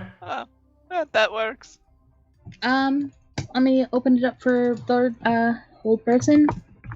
Because I know that, at higher levels, it's basically you can hold one more person, so at 3rd level, get one I think, extra target. Yeah, I think because it's a 2nd level, I get 1 extra target. Going for the dwarf and the guardian. Only 3rd level, I think. Yeah, when you cast the spell using a spell of 3rd level or higher. Yeah. So I get 2 targets, and I'm going to go for the dwarf and the guy in the armor.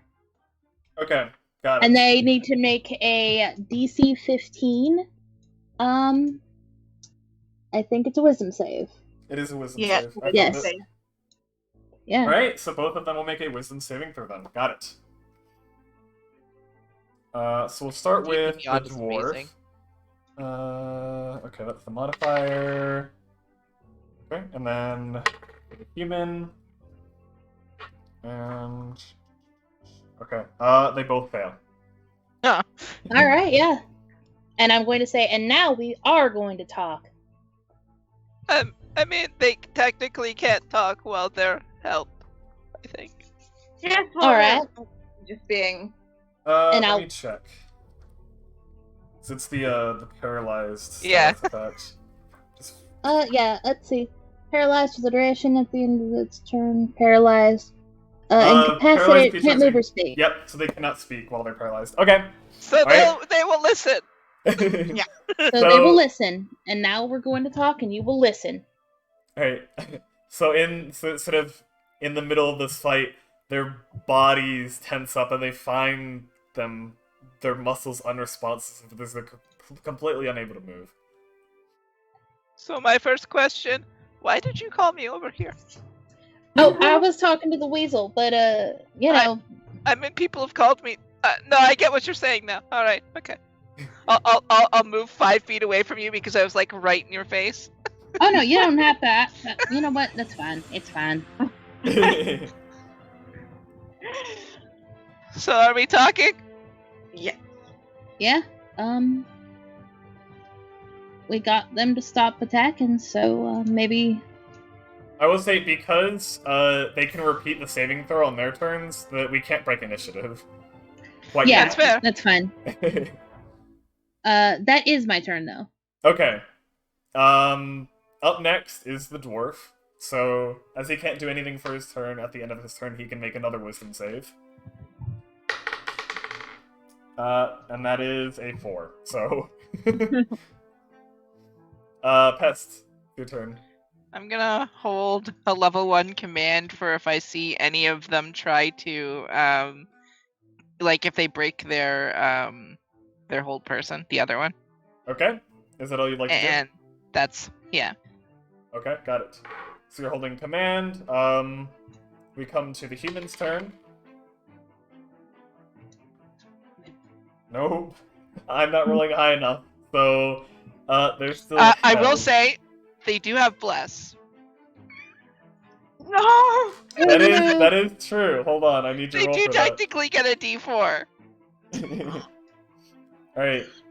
There is a chance that I could roll this high enough. Let's see. Oh, and it went off the desk. Hold on, let me try that again. I'm not gonna lie here, they are technically blessed. Alright, Hashtag he blessed. succeeds the saving throw. I'm gonna command him to drop it. Okay, is that another saving throw? Yeah, wisdom 14. I'm still with blast. Alright. Concentration. That is that's a 12. So, He drops his weapon, I guess. yeah. So as he sort of comes back into it, he sort of regaining control of most of his muscles, except for his hand. His grip immediately releases on his sword as it drops to the ground. That one's moving. That's my turn. Oh, I guess that's not my turn, that was their turn. Okay. It is now the druid's turn. The two in front of the full plate, seeing him begin to move again, are going to attempt to make strikes on him. God damn it. Because they as soon as they see him move again, they're just gonna go for it. The first one, again, the staff hits and just bounces off of that armor, and then there's still one in front of him that is still in bear form. That's a miss. With bless. Or wait, no, the druids aren't blessed. Never mind. So that will also miss. As this bear sort of tries to get on top of him, just having lost the sword, you can see him put like his hand around like the side of the bear's face and just like shove it off.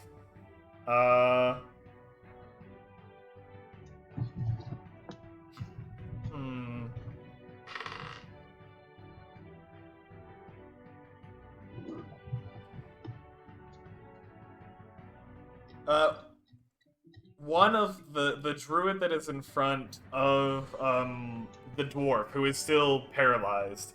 You're going to see him start to cast a spell, and as it does, sort of in an area around and behind the dwarf, various roots and vines and brambles are going to form. Some of them are going to attempt to wrap their way around the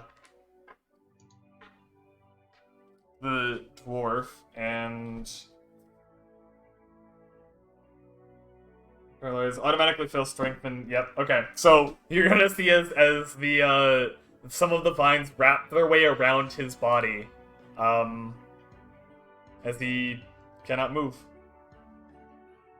And then Sir Edward Baribus Basil Belty, it is your turn. So would I be able to, say some stuff and ready an action? Yeah, because talking is a free action. So yes. Cool. So seeing that the dwarf has now been quite thoroughly incapacitated, Mm-hmm. I'm going to instead turn and train my my bow on the man in plate, with the very, very clear implication of move and I shoot. And I sort of turn to the druid and I go, okay, we've done what we can to stop this fighting. What has been taken from you? Okay. So you're just aiming at him? You're not gonna fire any arrows? Yeah, I'm not firing any arrows because I don't want. I just want to be clear. Like, I do not think, but I will use force if necessary. We want to talk this out. Okay. No. All right. Wait. So you said you're readying? Yeah, so I'm readying the shot on the man in armor, but I'm speaking to the druid to be like, what's been taken from you?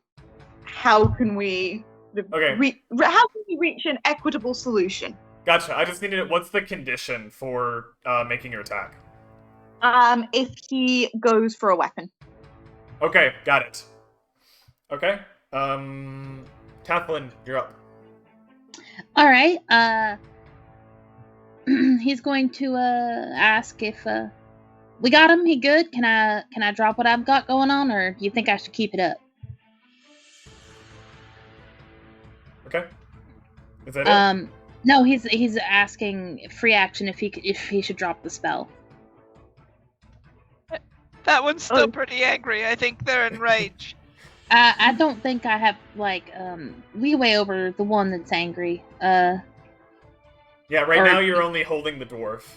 Yeah, exactly. And Taflin can see that he's quite wrapped up now, but Taflin doesn't want to do something dumb. Is that a quick? The druid who wrapped the vines around the dwarf. He says it's probably for the best that you keep him as restrained as possible for now. Alright, we can do that. And instead, what I'm going to do is Pest is going to... What am I doing? Oh yeah, Pest, you're just gonna sit on my shoulder now. I'm my 6 strength wizard picks you up and sits you on his shoulder. No. Pathlin is going to actually have Pest get up a bit closer again, more towards the guy in the armor, and he's going to have him sit there just in case. Okay. And that's my turn. Got it. Alright. It is the dwarf's turn now. Again, he is going to make a wisdom saving throw. With bless. It's a natural one. Oh no. Not very wise, this one. Clearly. Pest, it's your turn. I try to climb on Tethlin's shoulder because I'm really confused why I'm being told that I have to climb on their shoulder. All right, that's a -2 strength save from me. I don't know how I'm supposed to do this. Hold on. I'm gonna actually roll it now because I feel like you're actually doing it. I am. All right. So a 5. I roll a 5 on a strength save, and I want you to know that I have I literally have a strength score of 6. So, good job. Peth, can you roll? Can you just make a strength check for me? I mean, this is the best time to roll a natural 20. No. This is me secretly hoping you roll a natural 20. I rolled a natural 20, is what I'm saying. Oh, okay. Oh shit. Which it technically comes out to a 19, but. Okay. Yeah. So So what am I doing here? Trying to climb onto Tathlin's shoulders. You, as you sort of like are sort of clawing your way up, you see Tathlin immediately buckle as soon as you start to put your weight onto him. And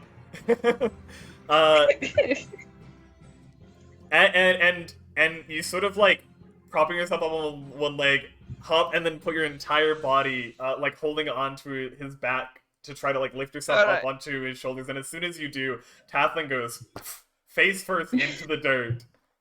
With you I'm just like one of those big dogs who don't realize that their owner is too small. Okay, so now that I'm here, what do you want me to do? I guess that was my action, so I'll bonus action move the. I'd say that was just movement. That doesn't have to take up an action. Okay. I'll bonus action move the box, my Jack in the Box over to the armored guy to see if he tries anything, and I'll hold a dodge action somehow while on Tathlin's shoulders. Okay, dodge action it is. Now I have a question for the dungeon master. Do I need to make a concentration save? Mechanically no, but for flavor yes. All right. All right. Well, let's just hope that actually investing in con saves my ass here. It's 12. Yeah. I don't know how we're. All right. It is Because I rolled above a 10. Yeah. Sweet. It's just you just needed a 10 to Yeah. save, so you're good. You maintain concentration on a whole person.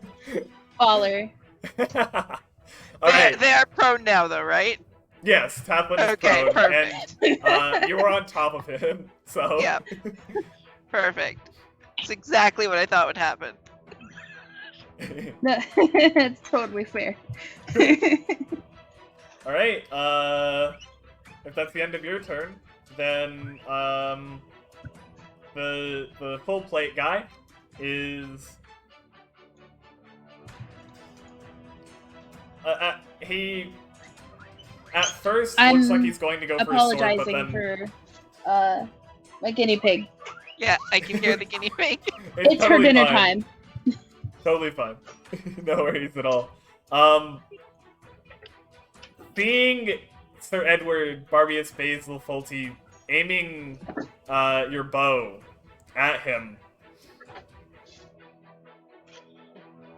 and looking at the druid and the bear and then looking at you. Does he look over at us? Because, like... Yeah, you see a passing glance. It's like, what are you doing?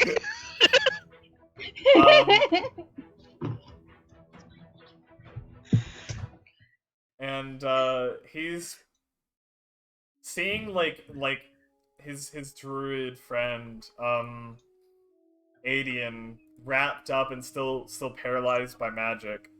He's just going to put his hands up and take a step back. Smart choice. That's the man. right decision. You're a smart man. Just imagine what would happen if I got serious. Me and my mighty steed. Alright. After he steps back, you see, approaching from the tree lines, walking out, is Gene. Mustache Man. Oh my god. Mr. Wilder. Oh, I'm gonna have to fucking shoot Mustache Man. Well, this is gonna go well. I Is can he assure doing you. stuff with his mustache? I can imagine he's got both of his fingers just curled into that thing. He comes out and he has like a look of shock and surprise on his face as he comes up and looking at the three of you and at everything going on. He's just like, what in the nine hells? I'm trying to imagine his perspective of this.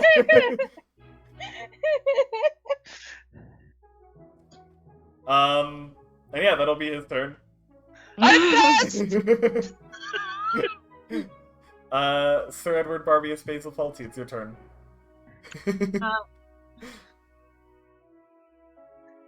So I'm just like, well, it seems like we all have some things that we need to talk about.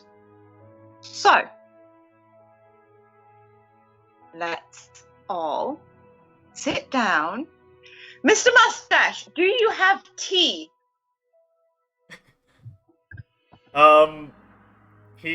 Mustachio. He turns to the burning warehouse next to him. Well, I imagine I did.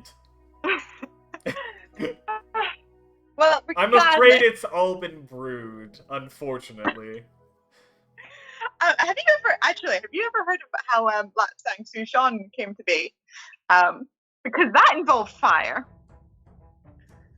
Some of the best things in life involve fire. No, bunch of people stole some tea that hadn't fully dried yet, and they wanted to try and dry it quicker, so they put it next to a fire, and it gave it a really smoky taste, and they were like, fuck, but they tried to sell it anyway, and people were like, oh wow, this is delicious, so smoky. And that's how we got Lap Sang Sushan. But anyway, off topic. I figured that was a character.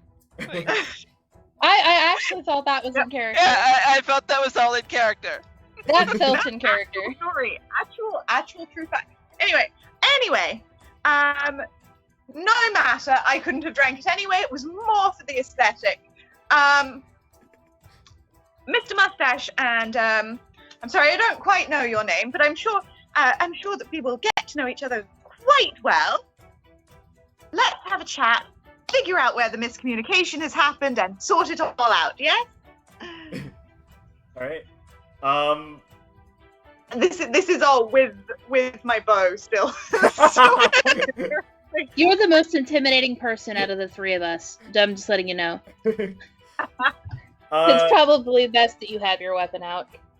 From across the road, in the direction where your keep is, now, the fire slowly growing across that building, another druid arrives, and you see her walk onto the scene from the shadows. She's dressed similar to the others, but she, has the unique feature of having, two branches sort of jutting out of her hair that seem to resemble large antlers, coming up out of her long, light brown braided hair that runs on her back, and she has these piercing green eyes as she's looking, as she approaches, looks just as confused as Gene did when he showed up walking out of the woods, where he had lightly fled when the fight had started. I'm pissed.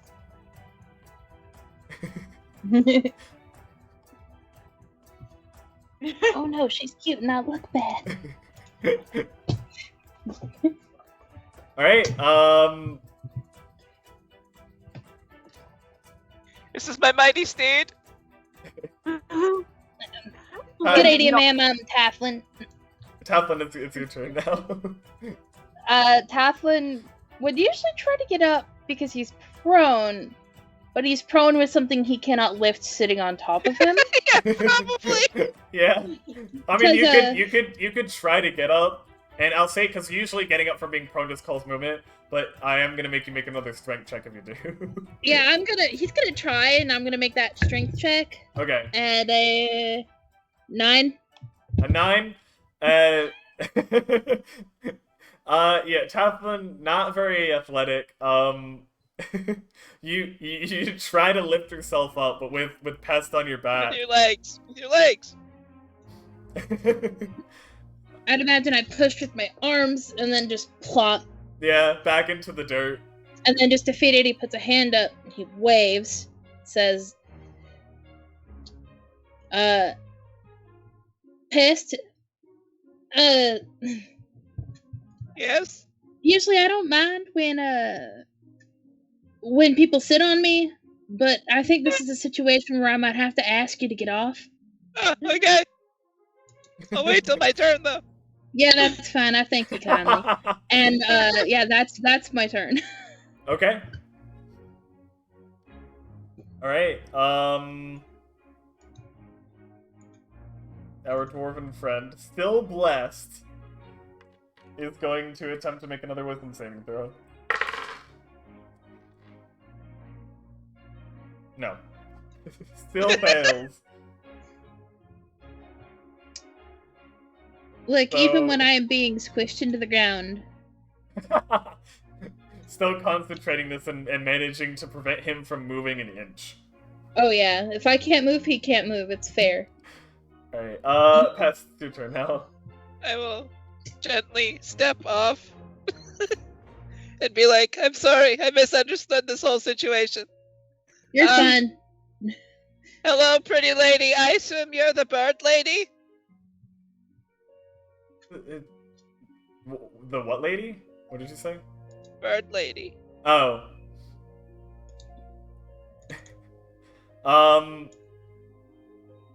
She still looks confused. I mean, we are pretty. I'm past. It's a thing. She seems focused most on Sir Edward Barbius Basil Felty. Seeming to be engaged with the full plate that like her compatriots had currently had been fighting before. And she just seems to be discerning or trying to discern where everybody stands. I was standing on Teflon. That is true. And she just kind of takes a deep breath and she's like, okay,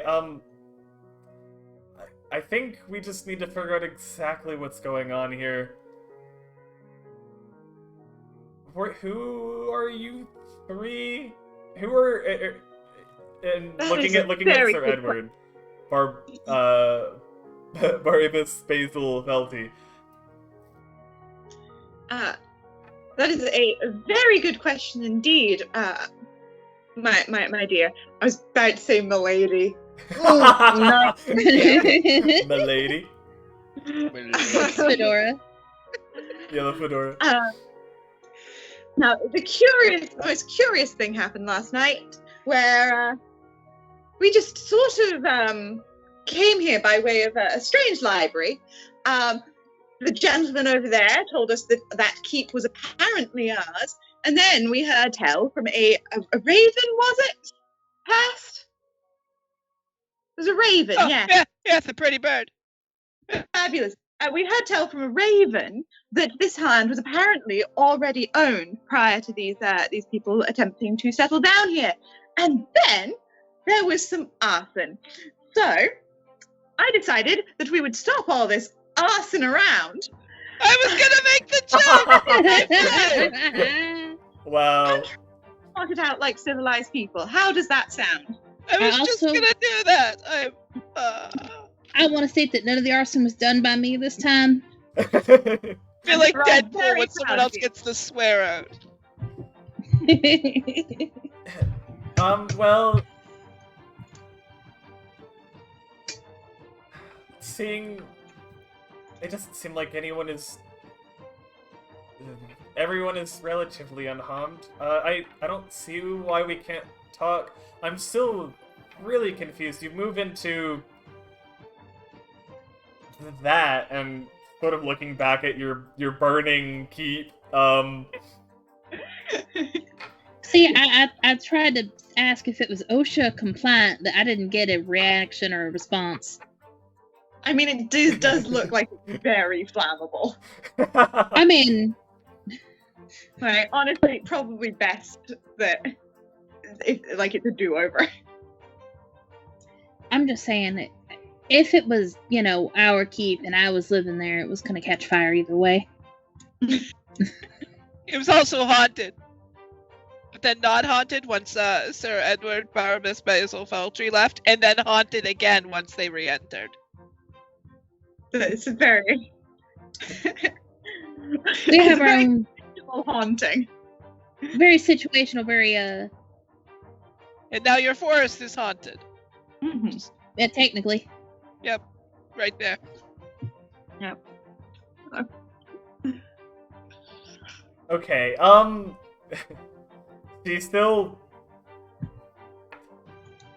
You're throwing a lot of different information at her, so she's still, trying to make sense of the situation. We're trying to explain the best Alright, we can. Let's just figure this out.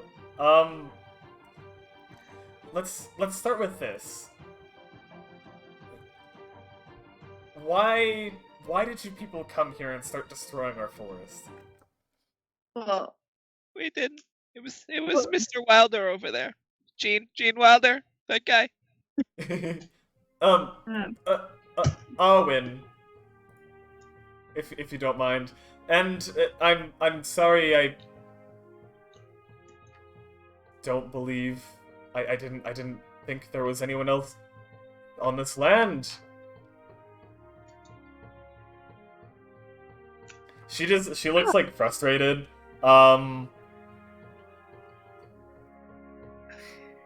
Yes, do it. The DM conversation. It is Roleplay with yourself. The NPC, yeah, love those. Role play with yourself. Do it! Okay, so then I'm still not entirely sure. What is your purpose here? Again, gesturing to Sir Edward Barabbas Basil Felty. I flex you. quick. Yeah. Well, a lot of women cannot resist a man in armor. Quick question: guy in plate armor. He looks like he's probably not going to make a move. Yeah, he is just sort of taking a step back. His sword is still in the ground. So yeah. I am going to put away the bow and go, well, I'm so sorry. How rude of me. I am Sir Edward Barnabas Basil Faulty. It's lovely to meet you. And I want to reach and give a sort of a gentlemanly kiss on the hand. Okay. Joseph. Joseph. Joseph, lovely. And I would like to introduce you to my esteemed companions, Pest and Teflin. And we I am are... pretty hot. Steamed. No. Alright. They now we are not quite sure why we specifically are here. You'd have to ask a very, very strange man in a library about that. It was a whole confusing situation. I'm honestly no better informed than you. But we did think that since we were here, we should probably do our best to fight the cause of good and all that kind of things. You understand what I'm telling you. Can we make it chaotic good? I'm down with that.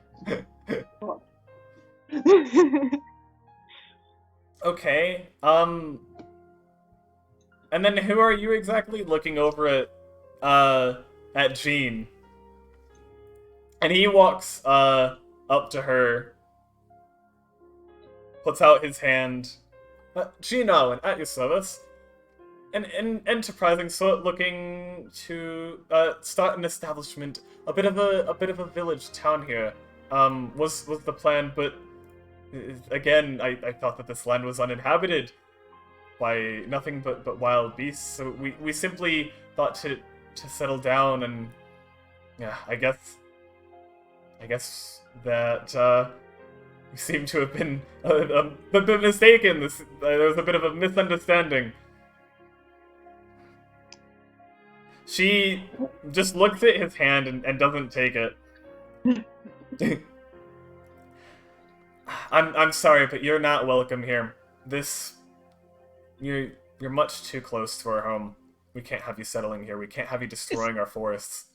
Is there somewhere that they can settle? Because they're trying to do a route between two cities, and they would like to make a place where people can stop and rest where it doesn't disturb your land. These woods are off limits. Beyond that, I'm not familiar. The road was never too much of a bother, but this, sort of looking back at like the where the land had begun to begun cleared, and there's a sort of an area of tree stumps and some logs laying on the ground. This is too much. This is not acceptable. Mhm. I completely agree. That is some entirely reasonable thinking. Yeah. So and turning back to or sort of looking between the three of you and back at Jean, and then back at the three of you, she says, I'm not sure what your motive was for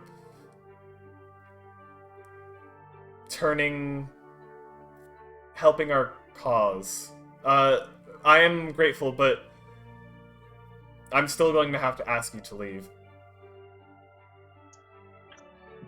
Can I get my bed? I'm pretty It's sure your still bed is there. ashes at this point. Oh, I Yeah. suppose that's fair. I mean, looking at your keep, some of it is wood, but a lot of it is made of like other random materials. Some flammable, some not. The fire seems to it's grown up to the second story, but it's mainly just on the right side of the building. It hasn't spread throughout the building yet. I just want my bed. I haven't owned one in years, so I'll I mean, take that. how are you gonna get it out of there? I mean- I'm pretty sure that thing is a trap for just smoke and, choking to death on it. Alright, I guess that makes a good point.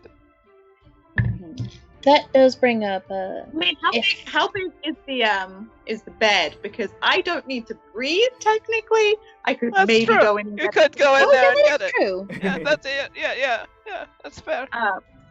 But either way, I think that our three enterprising friends have some very quick packing to do. You could also probably look for somewhere like not in the forest. That Yeah. We I suggest we don't maybe have much putting up left to pack. I suggest pulling up a map and maybe charting a route around the forest. It might take a bit longer, but I think Can people still use this road? The road here? the road, like I said, it was never much of a bother. Yeah, so just put a tavern like at the edge of the road or something outside the forest. That'll work. Mr. Railroad Man. Look, I'll figure some other ideas out another time. If you don't mind, please, could you release my friend here? We'll all right. be on our way. I drop concentration on my spell. Okay. As soon as you do, the dwarf starts tugging at sort of the vines around him. Let me see if he passes that. He does. He does actually manage to tear himself free of the vines. And he... Does he read the room? Huh? Does he read the room? Yeah, he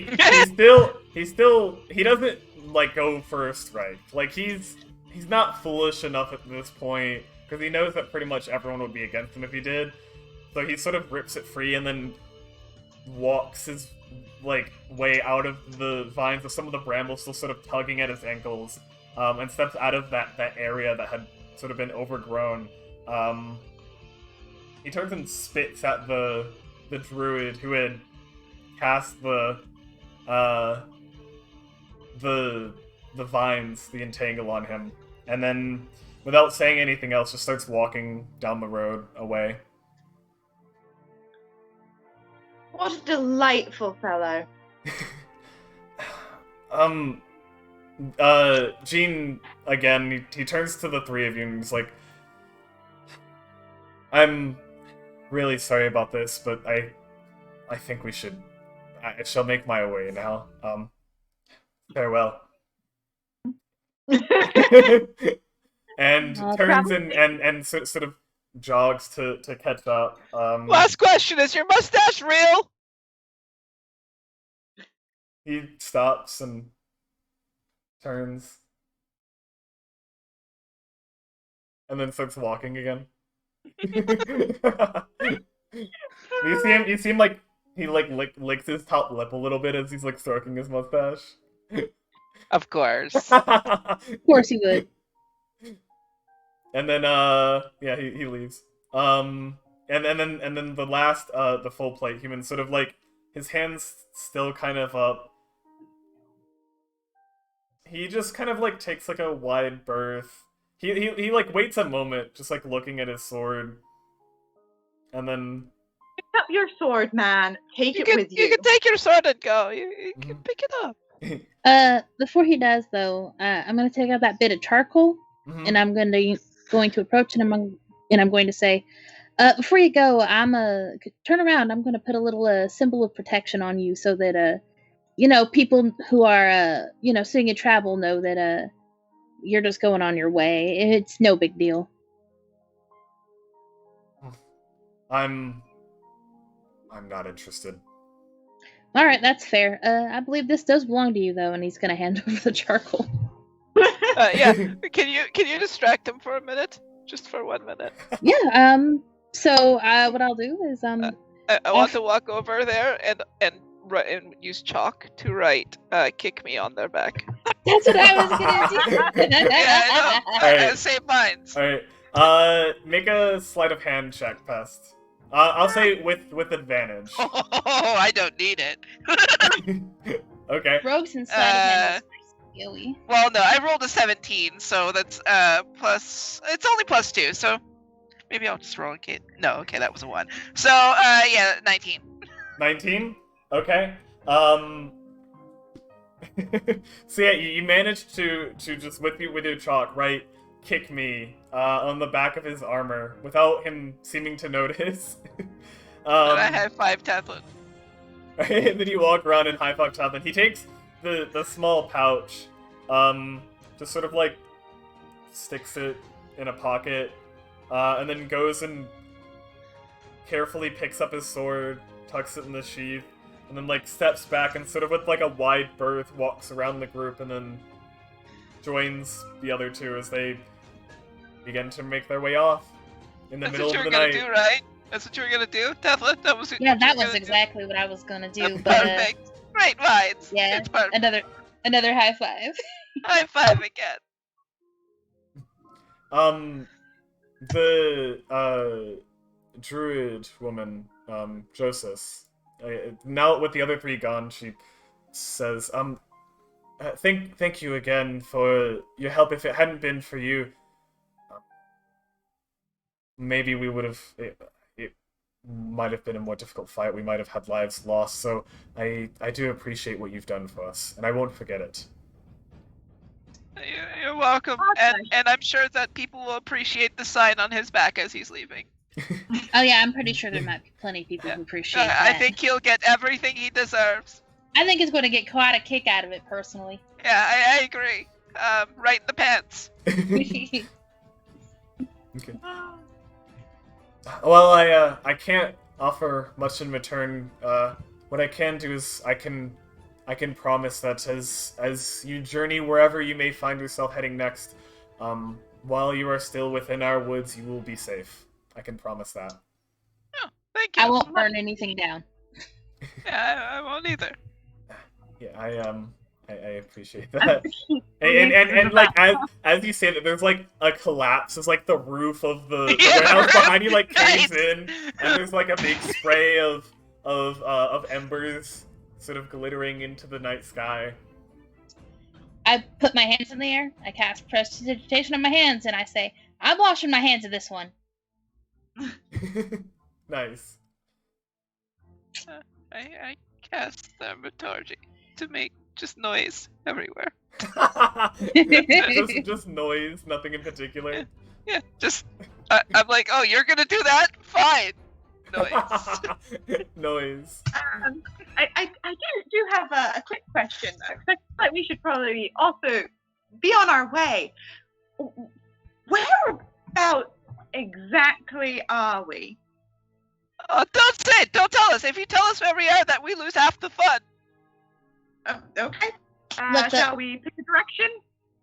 Look, the Pick a less I know direction about and where we walk. are, yep, the less we know about where we are, the less university homework I gotta do. I haven't ever been out of these woods myself, but as far as I know, either path you take on this road will lead you to a settlement. Alright. Direction.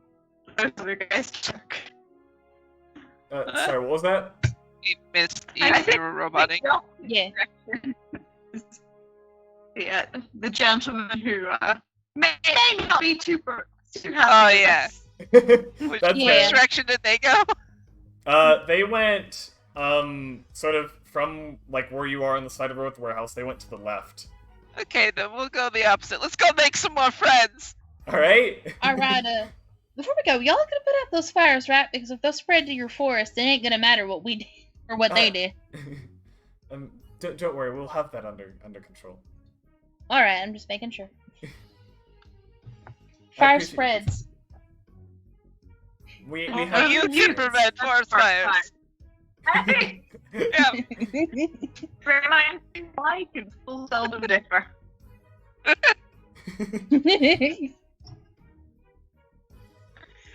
Wow. You can't ever know how players are gonna do shit.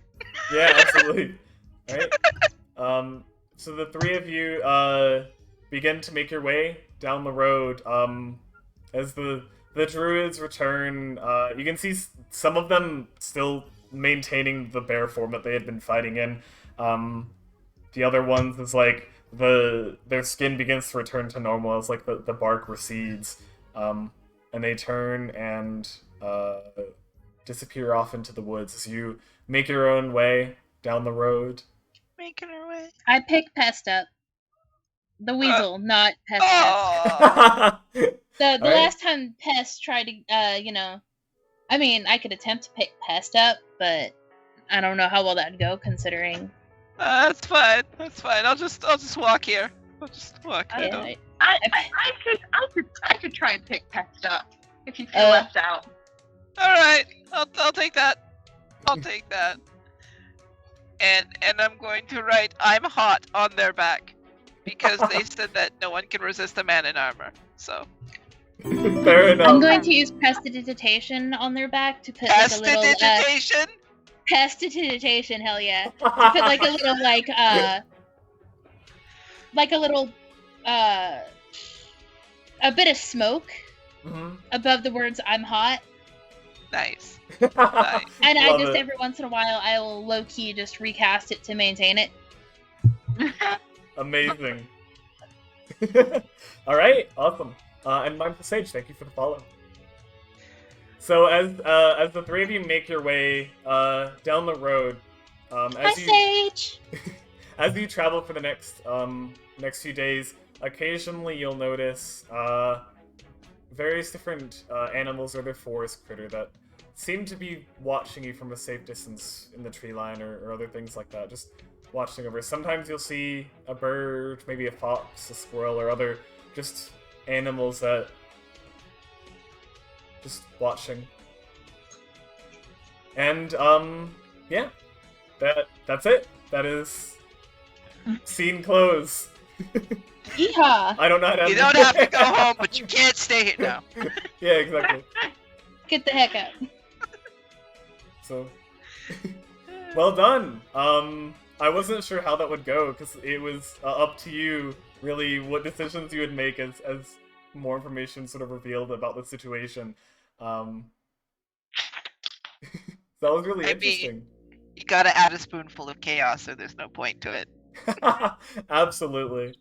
What were half of my turns in combat were making it harder for the rest of my party?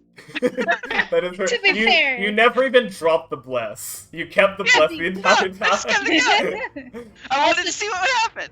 To be fair, one of those things, Tathlin brought on himself for naming his weasel after you. Yep. Yeah. You did That's really kind good, of bring though. that on yourself. It was really good. That was a lot of fun. Awesome. Thank you. I had Yeah. a great time.